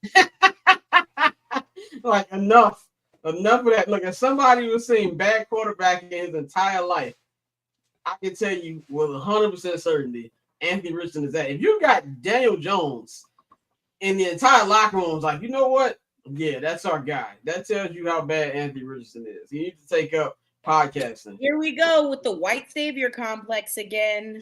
This ain't got nothing. I think Daniel Jones is ass too. It's a joke. Yeah, we know. Yeah. Oh, we know, but that nigga ass. He's bad. Yeah, he's bad. But Bang, what's your thoughts on the division? His division is going to be ass with a capital ass. That's what this is going to be. I do think the Texans is going to have a dope defense. I think that offense is going to be overrated. They are already dealing with some injuries. They're already wondering about Joe Mixon, if he's going to be healthy enough to play a whole season. You got Nick Chubb, who knee and blew up about 3 or 4 times. Le'Veon Pierce season, baby. Let's go. Let's go. Okay. Yeah, hey, that offensive line, you I don't know about that offensive line. And I'm sorry, CJ Stroud don't strike me as somebody that's confident like we thought he was that first 2 seasons. Like I want big bro CJ Stroud back. He don't feel like he got that energy no more. So I think they're gonna be a good team for that division. I think that look, I'm gonna say this now, and I feel like I'm gonna be called every name in the book. I'm no longer high, pause, on Travis Hunter. I question his decision making. So I'm very much so. Like, if he really about to try to do what I think he gonna try to do, this man is gonna be out for games for like having a bruised sternum and shit like that. Like, he's gonna have all of the knick-knack, we gotta sit him out as shit if he's gonna try to do it. He's gonna, to me, he'll have to put his ass at corner and let it rock. Because I don't think he's going to be healthy for a whole season trying to do this shit. Save that man from himself. And Deion couldn't do it in Colorado because now he's married with a kid. And if all of that stuff is right, then 18 years, and he is the only dude that got that damn excited to go to Jacksonville to play. And I don't think it's going to work out like people think. So I have them in the second place. The Colts are going to be terrible. They are going to be terrible. Everybody getting fired because the Irsay daughters ain't playing. And I don't think they anything like they daddy. Shorty came in and she started looking at shit like, why these people got these contracts and shit? No, I think the Irsay folks ain't playing to the point where I would not be shocked or surprised if they convinced Peyton Manning to take that John Elway deal and become the president of football operations. Peyton don't tell him to kiss his ass. No, he know a bag gonna have to be dropped. And here's the thing: I don't think Peyton is gonna be mad about a bag being dropped for him to do this shit. And the Titans, I think the Titans are gonna come in last place. I am warming up to the idea that Cam Ward is going to be good. I am not warm to the idea that the Tennessee Titans are going to be good. But Cam, I am warming up to the idea, he's going to have the Peyton Manning season. I'll put it to you like that. To where his first season where he was huff and the team was huff and Jim Moore was playoffs and all of that shit, but then somebody else going to come in. That's how I think about Cam Ward. I just don't think it's going to be this year. Last place. All right, Tola, take us on this division. How you got it going? The Texans by default. Back to what Bang was saying about the offensive line. I said this to you last year, Scott. Remember I texted you. I said the problem with the Texans offensive line, they got one too many players wearing Jordans. Once I see my offensive line wearing Jordans, we ain't doing this. Okay, you want to get my quarterback killed? Also, one of my offensive line wearing Jordans. Like, way too many blacks. Yeah, you got way too many blacks. Yeah, go get me a nice. I need my offensive lineman who be like, you know what, RFK got a point. Like that's who I want to be blocking on my own line. I want my offensive lineman to look like the Drewski skit. That's what I want my offensive lineman to look like. Right, exactly. Oh my god. That's what I want from my offensive lineman. Real like exactly. Yeah, that's what I need. I have the Jags coming second by default, but like we were saying about Travis Hunter trying to play both sides of the NFL, these are grown men. Okay, this is not college. These are grown men who the defensive linemen are almost faster than some of the wide receivers in the league. So you try to win against, you want to go against a receiver. Like you got Jamar Chase and then Cam Taylor-Britt next. It ain't gonna happen for you, buddy. Okay, your body's gonna hurt. You're gonna be walking up them stairs just struggling. The Colts and the Titans are gonna battle for last. It's gonna be the whoever wants to be asked first, you can pick it. But I am excited to see Cam Ward, and that's really about it. Because once I see anything else from the AFC South, I'm turning my TV off. So that's really it. AFC South Thursday Night Football division. Let's go to the AFC West. We're gonna pick the pace up on these divisions. We still got a little bit more to go over. AFC West. There's a lot of people out there. We're going to sit up here on programs on the third app and say things like, I don't think this is going to be the year the Chiefs are going to win the division. Let's cut the bullshit, people, okay? Until this man is not playing football, until something drastic happens in that division, like Andy Reid leaving or some shit like that. Something drastic did happen, Scott. What was that? Our Lord and Savior, Bomani Nix happened. Okay, no, I'm not. Look, that white man ain't doing nothing to the half white man. Okay, that's not gonna happen. They've got the strength of marriage behind them this season. They got a documentary with a shitty ending. I got the Chiefs winning this division. I do have the Broncos coming in second. I do. I think Bomani gonna take a little hit because second season people got a year footage to film the breakdown. But I believe in the Broncos being a good team. Chargers finishing third, and as much as I like Geno, as much as I might like Pete Carroll, the Raiders are still the Raiders, and to prove otherwise, I got the Raiders finishing last. Courtney, how you got the West going? I have the 1 and 2 separate. I think the Broncos are winning this division. I think the Broncos are winning the AFC West. That defense is crazy. The defense is crazy. And Bomani Nix is going to go off. And Bomani Nix is going to go off. By the way, Bobby got a great point. Pat got a line now. Yep. Pat got a line now. Pat got a line now. She's about to get real. But yeah, I got Broncos, Chiefs, Chargers, and then Raiders. Good, man. First of all, let me say that I hated the Chiefs documentary, but there was one shining light, and it had to do with Patrick Mahomes. Here, nigga. Yeah, that was the only interesting part of that. I don't think anybody could clown that man at all.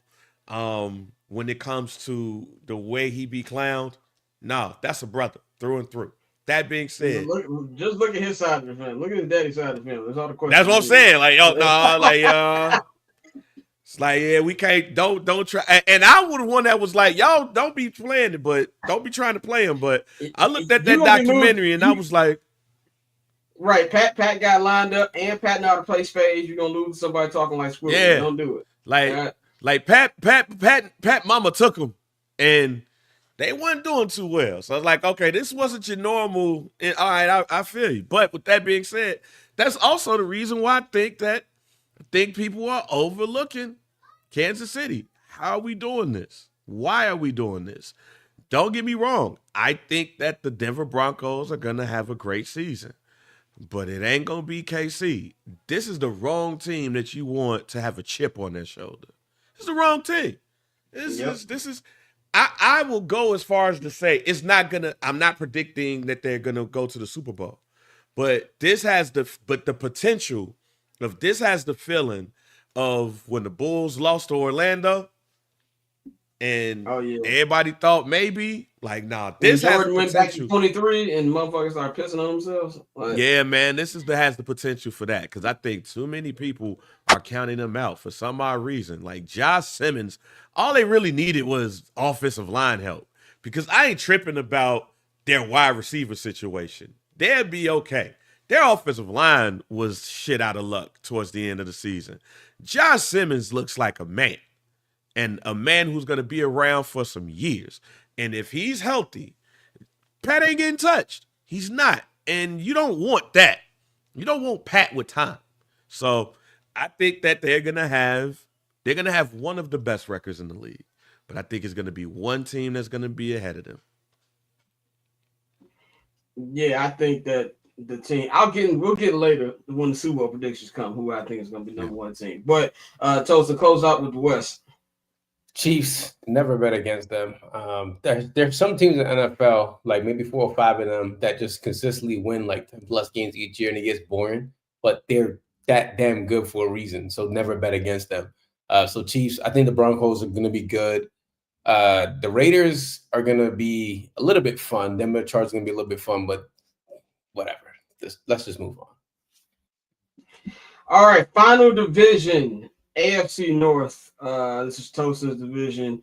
This to me is the best division in the AFC pound for pound.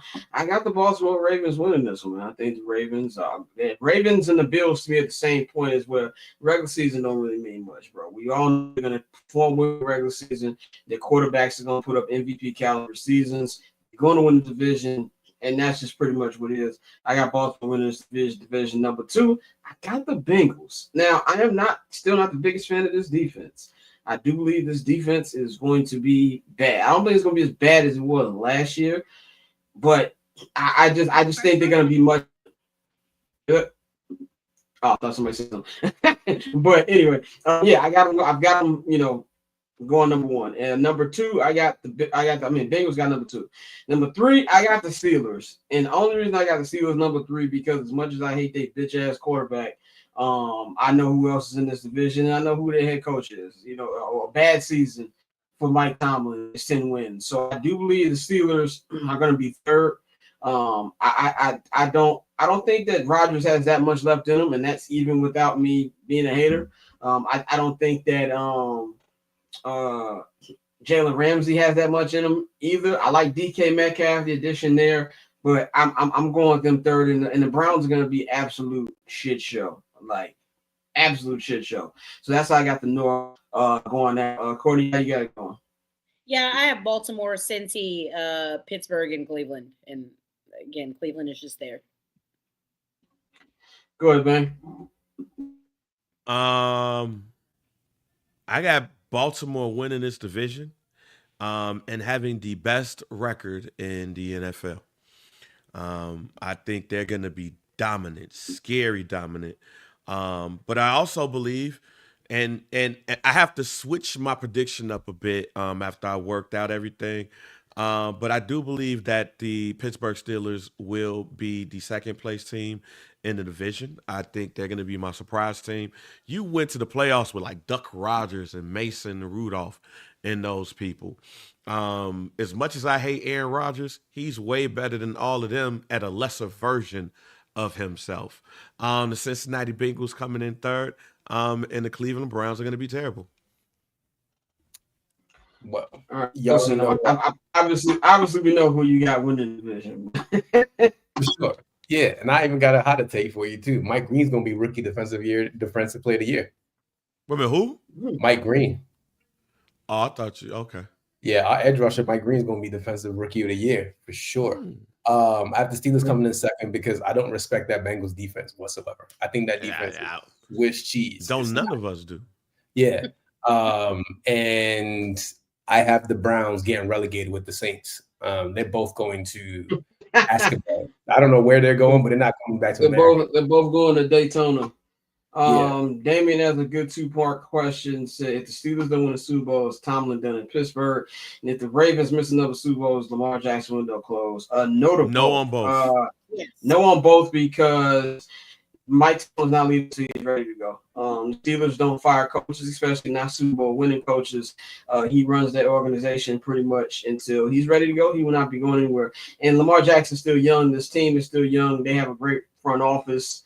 Even if they don't get it done this year, they're still going to be around. So no to both. Go ahead, Scott.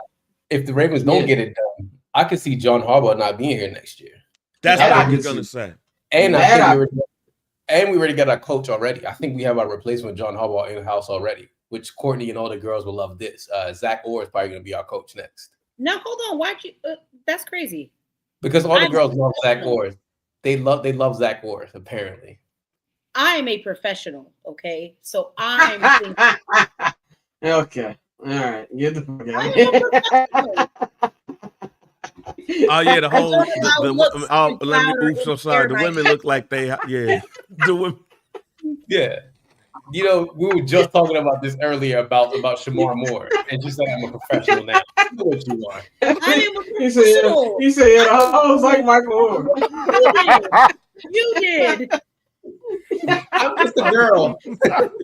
I am literally just a girl. I'm just a girl. He said, I can say Anthony Richardson 4 Look, minutes you ago. didn't mean it like that. My bad, The, yeah. the viewers are on here. Let's go to our wild card picks, and we're gonna go to MVP and Super Bowl. So my three wild card picks in the AFC, I got the Broncos, the 5th seed, Bengals 6th seed, Steelers 7th seed. Norfolk have 3 playoff games. According to who are your 3, or do you want me to come back to you? No. That's You crazy. said come back to you last time. That was earlier because I had to decide if I Okay. wanted to stand on business about the Cardinals. She did me like, remember on Chappelle's show, that was weeks ago, motherfucker. My wild card teams are the Bengals, the Chargers, and the Chiefs. Oh Right, man, who I'm your still 3? crying. I'm still crying. Y'all pray for me. Hey man, Denver, Pittsburgh, and Cincy. Oof. I got Bengals, Broncos, and the Pats. I did say the Steelers are going to come second, right? Somehow it's going to be between the Pats and the Steelers. One of those two are going to make it in. But I got Bengals, Broncos, Pats, Steelers. One of those guys. I could care less about the AFC though. MVP predictions. You know, we're talking about revenge season. Pat getting another one, man. Pat is getting another one. I think Josh and Lamar are going to cancel each other out. Burrow is not going to be good enough. I don't think the Bengals record is going to be good enough for him to win the MVP. This sounds like a Patrick Mahomes revenge season, man. I think Pat gonna have one of them Peyton Brady is 50 touchdowns would not surprise me. It really wouldn't. I think he stays healthy. He's gonna be a monster. So I got Patrick Mahomes being my MVP. We're gonna go Courtney Bang and Tosin with our MVP picks. I got Lamar. Lamar should have won. I think Lamar's gonna win this year. Bang, who's your MVP? Lamar Jackson. I think this is going to be a monster year. Obviously, I got Lamar Jackson as my quarterback and my MVP. All right. Now here's the best part right here. Super Bowl prediction. So Super Bowl 60. We are at 60 Super Bowls. So yes, 30 Super Bowls since the last time the Dallas Cowboys won. That's how long it's been. This one will be in San Francisco or Santa Clarita because it's not really San Francisco. My Super Bowl matchup is Buffalo. Santa Clara, my bad. Santa Clara. I said Santa Clarita. Santa Clara. I know you miss it, Scott. I really do, but that's besides the point. I'm going Bills Eagles. I think Bills Eagles is going to be the Super Bowl. I think the Bills are going to have the best record in football. I think they finally slayed the beast this year. I think they beat the Chiefs in the AFC Championship game because the Chiefs are going to have to come to Buffalo. I believe that it's now later. It's now never, honestly. But I feel like we've been saying about the Bills forever. But I think they're going to beat the Chiefs. They're going to finally get that monkey off their back. They're going to go to the Super Bowl. And they're going to do something they have never done before. And then you're going to have all the old montages of Jim Kelly and all the different times they fucked up in the 90s. I think they get it done. And I got the Eagles come out the NFC because the NFC to me is the JV league. Like, and not disrespect those teams, just all the Avengers level quarterbacks are in the AFC. So, like, you know, this is like when, and bang, here's my wrestling comparison. This is the AFC is when the WWE had The Rock, Stone Cold, Triple H, and Kurt Angle all hot in that 2000 summer. Like that to me is what AFC is. So I believe it'll be them two. But it's gonna be a close game, and I trust Josh Allen way more than I trust Jalen Hurts. So yeah, I'm gonna go Buffalo Bills, the Super Bowl 60 champions. Courtney, who you got? I think it's gonna be a bird off. I have the Ravens and the Eagles in the Super Bowl.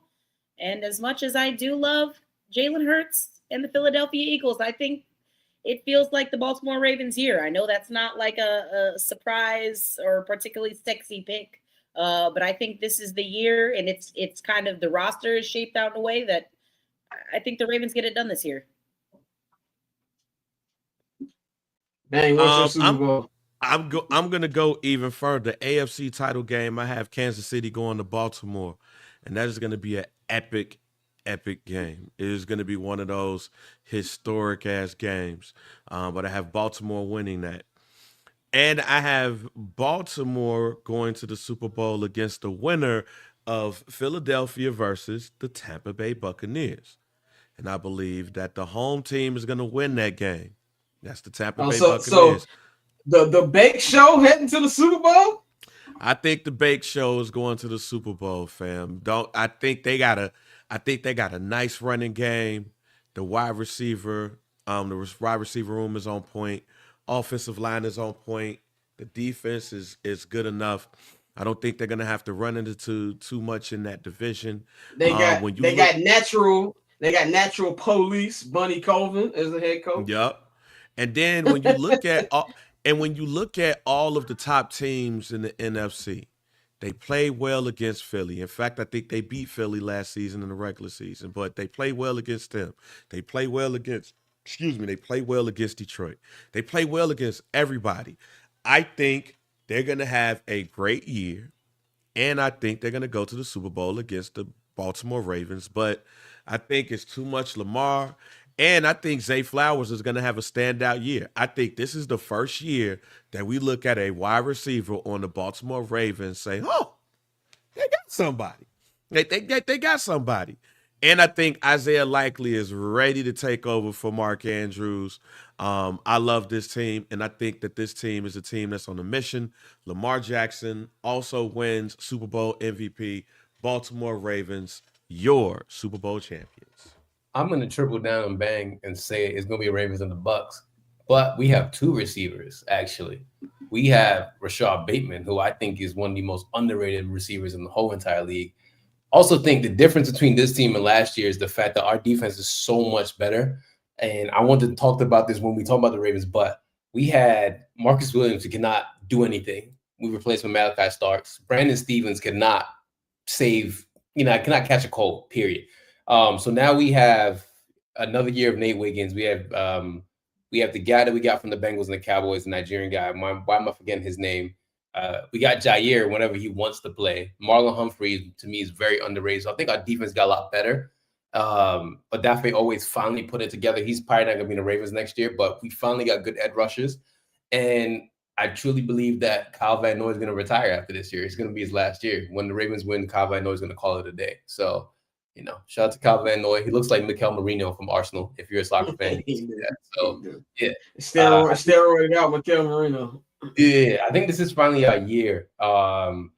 And it's just time. And I think if we do win, John Harbaugh is going to retire. I think it's time for him to call it, because he's been there since my senior year of high school. 08. So yeah, John, him and he got hired 3 years after Tomlin. No, a year later, because Tomlin got hired in 07. Oh, the Tomlin got hired in 07. Oh yeah, okay, yeah, you're right. Because he got hired the year that Tomlin won the Super Bowl. Mm-hmm. Okay, that's a good point. All right, cool. So we're gonna spend these last 15 minutes of the show giving our weekly picks like we always do. So we're gonna go around the room, everybody give their pick to these games. We're gonna start off with a game that's gonna kick off in an hour and 15 on YouTube, people. Everybody complaining about the new streaming era that we're in. Make sure you look and see what channels that you have on. So it's gonna be on YouTube for free though. You do not have to have YouTube TV, because I do not have YouTube TV. So yeah, Chargers and Chiefs in Brazil. Look, man, I love these matchups are entertaining every time. Herbo and Pat go every time, but don't disrespect my time. Chiefs are gonna win this one. We're gonna go this way. We're gonna go Bang. We're gonna meet Bang, Toast, and Courtney. Go ahead, Bang. All right, man. So for tonight, I got the Chiefs. Excuse me. For this game, I have the Chargers.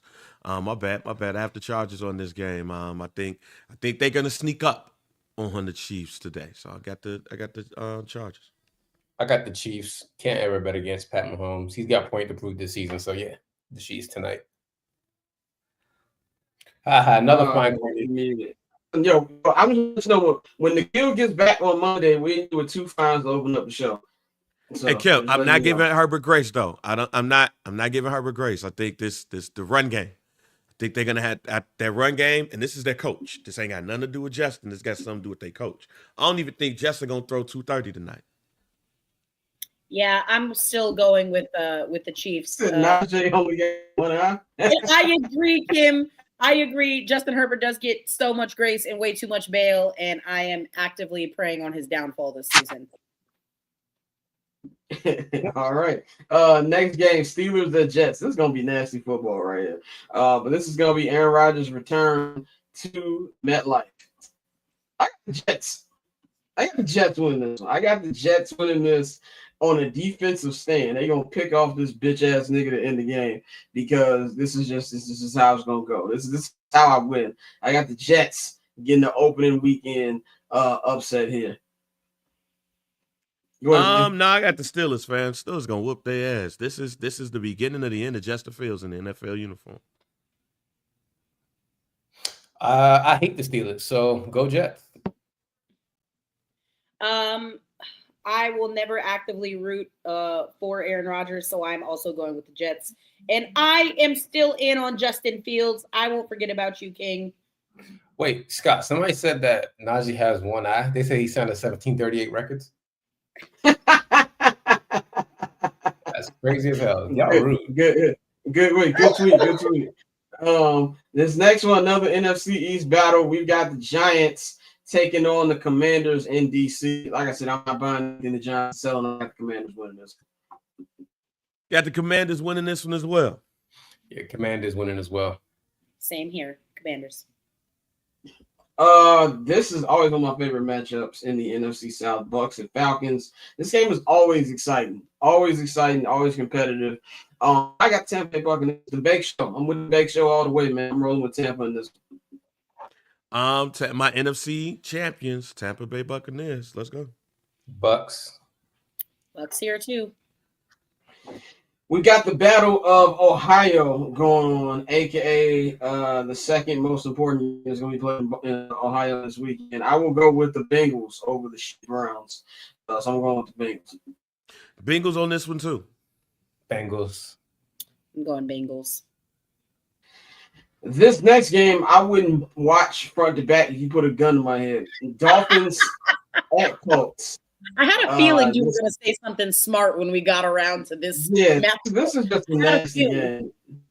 This is just a nasty game, man. The Dolphins will win this one, but it's like, if you bought tickets to this, you a real football psycho. Like, this is nasty work. But I'm going Dolphins. Yeah, I got the Dolphins in this game as well. Yeah, Logic's going to outcoach the Colts, so Dolphins. Yeah. Give me South Beach Logic and the Dolphins. This next game, Panthers at Jaguars. Even though I am hype on the Panthers this season, I think they're going to start off on 1. I'm going to take the Jaguars at home in this one. I think Trick Off Trev will do enough to get people to hop back on his dick just for one game. So I'm going to go with the Jaguars in this one. Yeah, man, Trick Off Trev is going to trick a lot of people in this game as well. They're going to win, and they're going to think he's back. I got the Panthers, actually. I'm also going to go with the Panthers. This next game, man, we got Raiders at Patriots. Even though I am high on the Patriots, and I have them finish the second, I'm going Raiders. I think Raiders going to, set their fan base up to believe that there's something this year. It just seems like one of them Geno late scoring games. Pete Carroll running up and down the sideline. I'm going with the Raiders on the road for an upset in this one. The Raiders. Yeah, I'm gonna go to Raiders. Remember last year, Ravens lost the first 2 games as being dumb, and we lost to the Raiders somehow. Yeah, the Raiders. Yeah, they're gonna do something really silly in the beginning of the season, but then regulate to the mean. So Yeah, I do have to go with the Raiders in this matchup. No Christian Gonzalez, hamstring injury, and that's a big piece missing. So, yeah, I got to go with the Raiders. We've got Courtney's new team, not really her new team, but a new guessing team in the Cardinals taking on her old team. The Cardinals are going to beat the Saints. Everybody's going to beat the Saints. Anytime we have a Saints game come up this season, I'm picking the other team. I don't think you understand. Like, don't let your children watch this. It is going to be disgusting. Yes, this is going to be just as bad as Dolphins. Cover your children's eyes. But you know how they said that does. You know how they said there's going to be commercials during Red Zone? Those are two games where the commercials need to be played. Correct. This is the sort of game like I miss NFL for, right? Like when I'm like at my crib on a Thursday, like damn, I need something to watch. I'll put this in the background while I'm doing something. Like this is this is Seinfeld reunion, Seinfeld reruns of Cardinal Saints. That's one of them games right there. Yeah, I'm going Cardinals. Cardinals, man. This if they shit the bed on this one, then hey, we could change all my predictions. Yeah, I got Cardinals too. If they lose this, well, Kyler Murray's trying to learn home run. Yeah, I got Cardinals by at least three scores. Get ready to speak Charlotte Knights, Kyler Murray, if this doesn't work out. This next game, this is C football right here. This next game. Tennessee in Denver in the Mile High. Bomani gonna go out there and he gonna have a good game. This is not the welcome for young Cameron Ward. They threw my man out there in the street, bro. This is like when your mama drop you off a hood and she tell you find your way home. Like they got him going against the no-fly zone. I know. Going past 13 in my first game as a quarterback. No, that's child cruelty. I'm going with the Broncos in this one. I think Cam has a couple picks. Like I said, he's gonna be good, but he's gonna have that Peyton Manning year. It starts here. He throwing 3 of them things. Oh, that boy's going against one of the best defenses in the league and one of the worst freaking altitudes ever. God bless Broncos. Right. Yeah, I'm also going with the Broncos, obviously. Yeah, he's finna be breathing like Jason Whitlock by mid-second quarter. You can guarantee that. This next game is a classic NFC West rivalry, Niners and Seahawks. Man, this is gonna be a good game just because I'm too high on both of these teams. But I think the Niners started off with a dub. So I trust Kyle Shanahan more in this situation. So I'm gonna go with the Niners to beat the Seahawks at home in this round. Same. Plus, the Seahawks got undercover people in their stadium. You know what I'm saying? So, fuck 12. I'm a fan of that, personally. I'm a fan of it. You know how annoying it is to like go to a game and the person in front of you is vaping? Grow up. Yeah. Man, just let them let them fight. I'm gonna let them hoes fight kind of guy. I'm gonna let them don't announce it. Don't announce it. That's my thing. Just don't announce it. Don't send out a press release saying we got the police. No, just grab one of them motherfuckers up. They don't want to arrest you. No, fuck them up. No, fuck them up. Don't. No. Just grab their ass. Just grab their ass. Yank their ass. This is how you know Bang grew up in Chicago, by the way. The West Side, by the way. Why are we telling? Why are we telling we got them people? No, just yank their ass up. Just.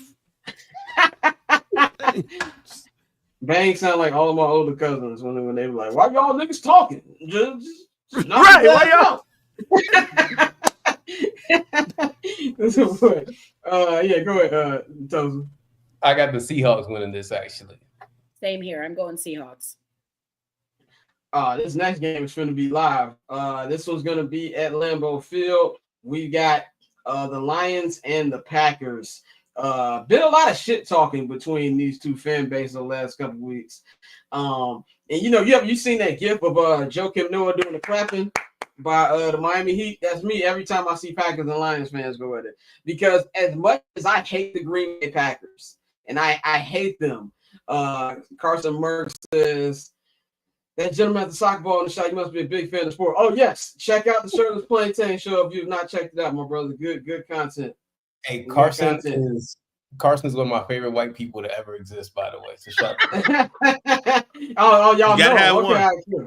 I You gotta agree. have one great white person in your life. You gotta have Listen. one great white person in your Only He's life. up there one? with David Beckham and At John least Mayer. one. Just at least one. Okay, at least one. I was like, Yeah. I didn't know if there was a hard cap or something. No, I always say if the race war breaks out, there's only 2 white people I'm saving.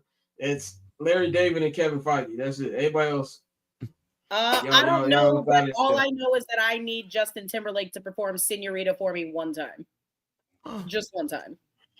I can't put him in the car because of the And Janet Rob Thomas. situation. But And Rob Thomas. I would no, love no, Rob I Thomas. forgot. I forgot about my Yakubi. I forgot about my Yakubian queen, Margot Robbie. She getting in that too. In fact, she's sitting in the front seat. I'm putting them I know 2 what niggas in you the are. back. I know exactly what you are, Scott. Dr. Umar warned me about niggas like you. But Lions Packers, man. So what I was saying, on her off the perks. But what I was saying about the Packers and Lions, even though I hate the Packers, I think it's our duty as charter franchises of this great league to put fan bases like the Detroit Lions in their place. Okay. Now I have not lived a privileged life as a Chicago Bears fan. Having said that, Detroit Lions fans would give up their kidney to live the football experience that I have had. And they do not act like they've won something ever in their entire lives. So even that, I was like, you know what? I'm just gonna stay out of this. But I got the Packers winning. I think Detroit is gonna get smacked in the mouth with their new coordinators. I think that they're gonna be at home. The Packers play well at Lambeau. They're gonna have all that momentum, and I do believe this is gonna be a close game. But I think it's gonna take a couple weeks before both of these new coordinators in Detroit get any type of solid footing because they're learning so much stuff here. So I'm gonna go with the Packers, and I'm gonna go one even further. Michael Parsons gets sacked in this game, so I'm gonna go with the Green Bay Packers in this one. This ain't the game. The Green Bay Packers will be put in a place, but this ain't the game. I think Aiden Hutchinson has a monster game. I think he lets the Detroit Lions know, hey, it's time for me to go ahead and get this bread. He let the league know that, yo, I'm back. This is the game that fools everybody in thinking like, yo, it's not going to be no problems. They destroy the Green Bay Packers. Blowout on the road. Okay, I would love that. Yeah, I think they gonna clip these boys. I have the Packers winning. I don't know what the score is going to be, but I have the Packers winning. I just feel they got a lot of momentum, and they're gonna do it. Yeah, them husbands bringing their sister, who's also their wife, to the game. They're gonna be getting the cracking out there. Texans, Rams, Rancho Cucamonga zone. CJ Stroud take on the Rams. But allegedly, Matthew Stafford is going to play. I'm going to Texans in this game because I believe that Matthew Stafford's back is going to be disintegrated like Thanos did niggas at the end of Infinity War until proven otherwise. So I'm going to Texans in this one. I'm gonna go with the Texans on this one too. Every game this year, I'm gonna be scared that Matthew Stafford is not gonna make it, and then they're gonna announce his retirement on Monday. Yeah, same. I mean, like I said, you can't be going around with a quarterback with an epidural on his back. It's crazy as hell. Yeah, I'm going with the Texans. I'm not in on the Rams this season. Last two games, 2 primetime games. This is the game of the week right here. Sunday Night Football. Last year's MVP versus the man who should have been MVP. A rematch of one of the best playoff games we had last year. The Ravens heading to the Bills. All of our Super Bowl champions. I got the Bills. All the other 3 of y'all got the Ravens. Are going to have a good battle. Even though I have the Bills finishing with the record this season, I got the Ravens winning this game. I think the Ravens come out strong and they win the first game of the season in a very close game that will be decided by a field goal. So I'm gonna go with the Baltimore Ravens in this game. I'm struggling with this one, even though I think it's not gonna stop the Ravens being the top team in the NFL. The Bills I think it's on a mission as well. But I'm gonna go with the Ravens. I'm gonna stick with the Ravens on this one, winning on Sunday Night Football. I'm not gonna pick against my team, man. You already know what it is. I'm going with the Ravens as well. All right, final game, a game that I will be at covering, and that's why Monday's edition of I'm Not Gonna Hold You will be a first take version, aka we will be going off in the morning. There's gonna be a 10 a.m. version of the show. We'll be live, so bring your breakfast, whatever you eat. If you on the super clean tip, bring your smoothie. Hey, boss, are you paying for coffee that day? What? Are you paying for coffee that day, boss? Yeah, I'll Venmo y'all $2. Get y'all something from $2. Yeah, get y'all one of them little bags. Make your own coffee. I'll steal some from Hallis Hall. They got a whole bag. They don't need none up in there. Yeah. So the show will be at 10 a.m. on Monday. So it'll be me, Courtney Bang, and Dante, and we're gonna recap Sunday's action because I have to be at Soldier Field at like 5:30. So Monday Night Football. Now, if you want a full breakdown of this game, go to the Patreon. Me and Mikey broke down the game. It's up right now. I got the Bears winning at home. 20-17 will be my score. I think this is going to be a battle of the minds. We all know how great Brian Flores is at his defense. They blitz more than anybody in the league. He's going to have his schemes ready. But they're going to be, both teams are going to be shorthanded. The Bears are probably not going to have TJ Edwards, who didn't practice again. They're probably not going to have Roshan Johnson, who didn't practice again. Jalen Johnson is going to play more than likely, but it's going to be on a limited capacity. And then you got on the Vikings, Harrison Smith might not play. Jordan Addison, dumbass, got suspended for drinking and driving, so he's not going to be playing. This is going to be a tough game, but I do think the Bears are going to win because J.J. McCarthy, first game at home, on the road, Monday Football, that's not the best situation. So I think the Bears are going to win this one 20-17. That's how I'm going to go with this one. I have the Bears winning this game as well. I have it 27-10. I think they're going to get a defensive touchdown out of this. I don't trust Nazareth football's finest, the number 4 team in the state, and the guy who will be coaching them in 2030, J.J. McCarthy. One of the reasons why is because he's been that much under the radar, which lets me know that camp wasn't necessarily as what they would like it to be.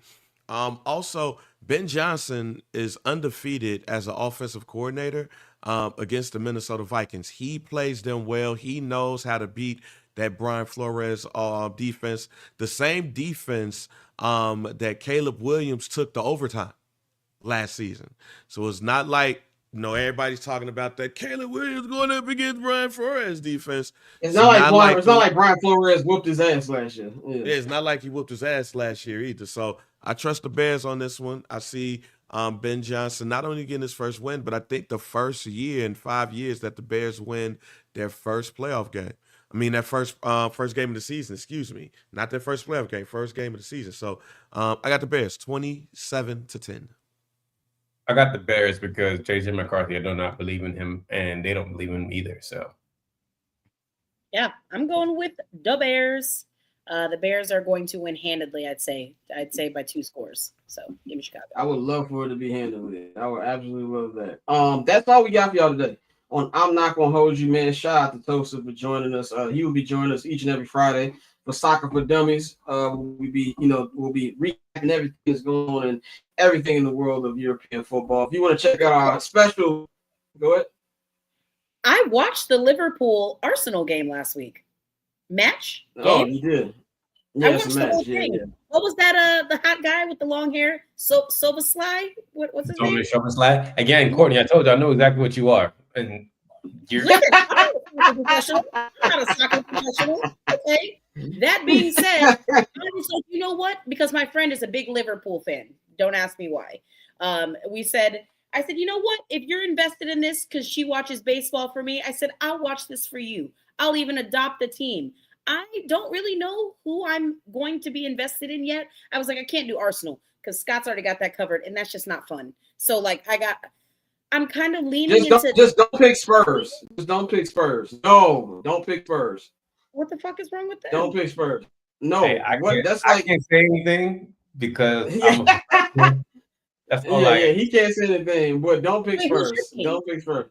I'm a Manchester United fan since 1995.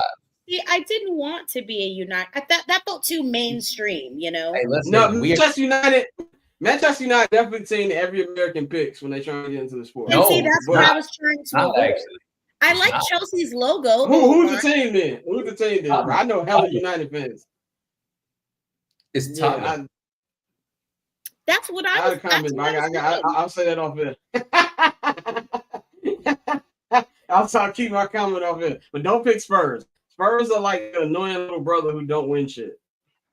Like ever. Okay. That was the one thing I was told by every fan base when I went to decision time. They're like, don't fucking pick Spurs. I thought about it for a minute. I was like, I've been to the stadium. This plot development that's occurring in my life right now. And then I don't want to be mortal enemies with you. Like, so that's our first round. So I like how you've been following the sport now for like 2 months, and now you've got mortal enemies of other teams. I do because I ventured to a place called Spurs Twitter, and that was the worst decision I could ever make in my life. Footy Twitter is like the worst place on earth. Arsenal fans have no backbone in our pussy. Okay, I just got to put that out there. We do not take adversity well at all. That game been off for 5 days, and we still talking about it. The international break is on. Go watch your favorite team play country, bro. Let it go. We got 35 more games left. But anyway, Soccer for Dummies will be back next Friday. If you want to check out the special edition we did that me and Tosin did in Brooklyn last week, check that out. It's on the YouTube page right now. We had a good time doing that. So, talk man, let them know what they can follow. You know, y'all dropped a lot of pods over these last couple of days. Just follow Shirtless Plantain Show everywhere: TikTok, Instagram, Twitter, YouTube. So yeah, just follow us everywhere. Don't follow me on social because I'm not a good person, but we are great people on Shirtless Plantain Show. So, shout out to Coach Dean, everybody over there. Shirtless Plantain Show. Courtney, you got a dope segment for college football that we debuted last week. Tell people about it. Absolutely. I am basically just going around to various bars that are a fan of mine, I guess. This weekend, I will be at the SMU Baylor game. I'll be getting some content there, talking to fans about, the ACC, who they think is going to win the Natty, what you got in your cup, that type of stuff. And then I'll be heading over to Milo Butterfingers on the Boulevard. That is SMU Boulevard. For those who are watching that live in Dallas, come hang out with me. Buy me a Miller High Life. Let's drink together, talk some ball. Arizona State does play Mississippi State at 6:30 tomorrow evening, and I will be seated there. But yeah, just going to be talking to fans all weekend. Dialed in with 1-800-COLLABRO. We'll be out every weekend for the next 12 to 13 weekends, getting a beat on the fans, and not just in Dallas. So we're going to be traveling around, probably heading down to Baton Rouge at some point this season, talking to LSU fans. We're taking the show on the road. Oh yeah, follow at Barber's Chair. Bang, y'all finally did something new. What's going on? What y'all got going on? Yes, we did, man. Yes, we did. We talked about the National Guard possibly coming to the crib. Well, the troops and all of that, and where they need to go. Like, we really realized that if the troops gonna come to Chicago, they don't need to go nowhere but gas stations across Chicago. Okay, man. just hit up the loose. Just hit up the. Go to the gas stations. So you ain't got to go nowhere but the gas stations, loose square capitals of the world. And if you're gonna go, if you're gonna get on the L, just get on that Roosevelt and go south. Like, don't even go downtown. Just go on Roosevelt. If you're gonna do it right. So we talk about that. We realized that Love Ambition by Jason Weaver is officially 30 years old. So we talk about, it's 30 years old, 1995. So songs that we had no business singing at our age, and much, much more. We also give some predictions. I actually said on there Baltimore versus Pittsburgh in the AFC Championship, but when I actually went into the predictor, it's like, it ain't gonna make it like that. But I still had the Ravens. But we also talk about MVPs, Offensive Player of the Year, Defensive Player of the Year, and all of those things too. So check it out. I also want to give a shout out to my dog who just started barking. It took him 2 hours. So I give him a round of applause for that. He's probably barking because he's hungry. I ain't fed this nigga in a couple hours. So how dare you?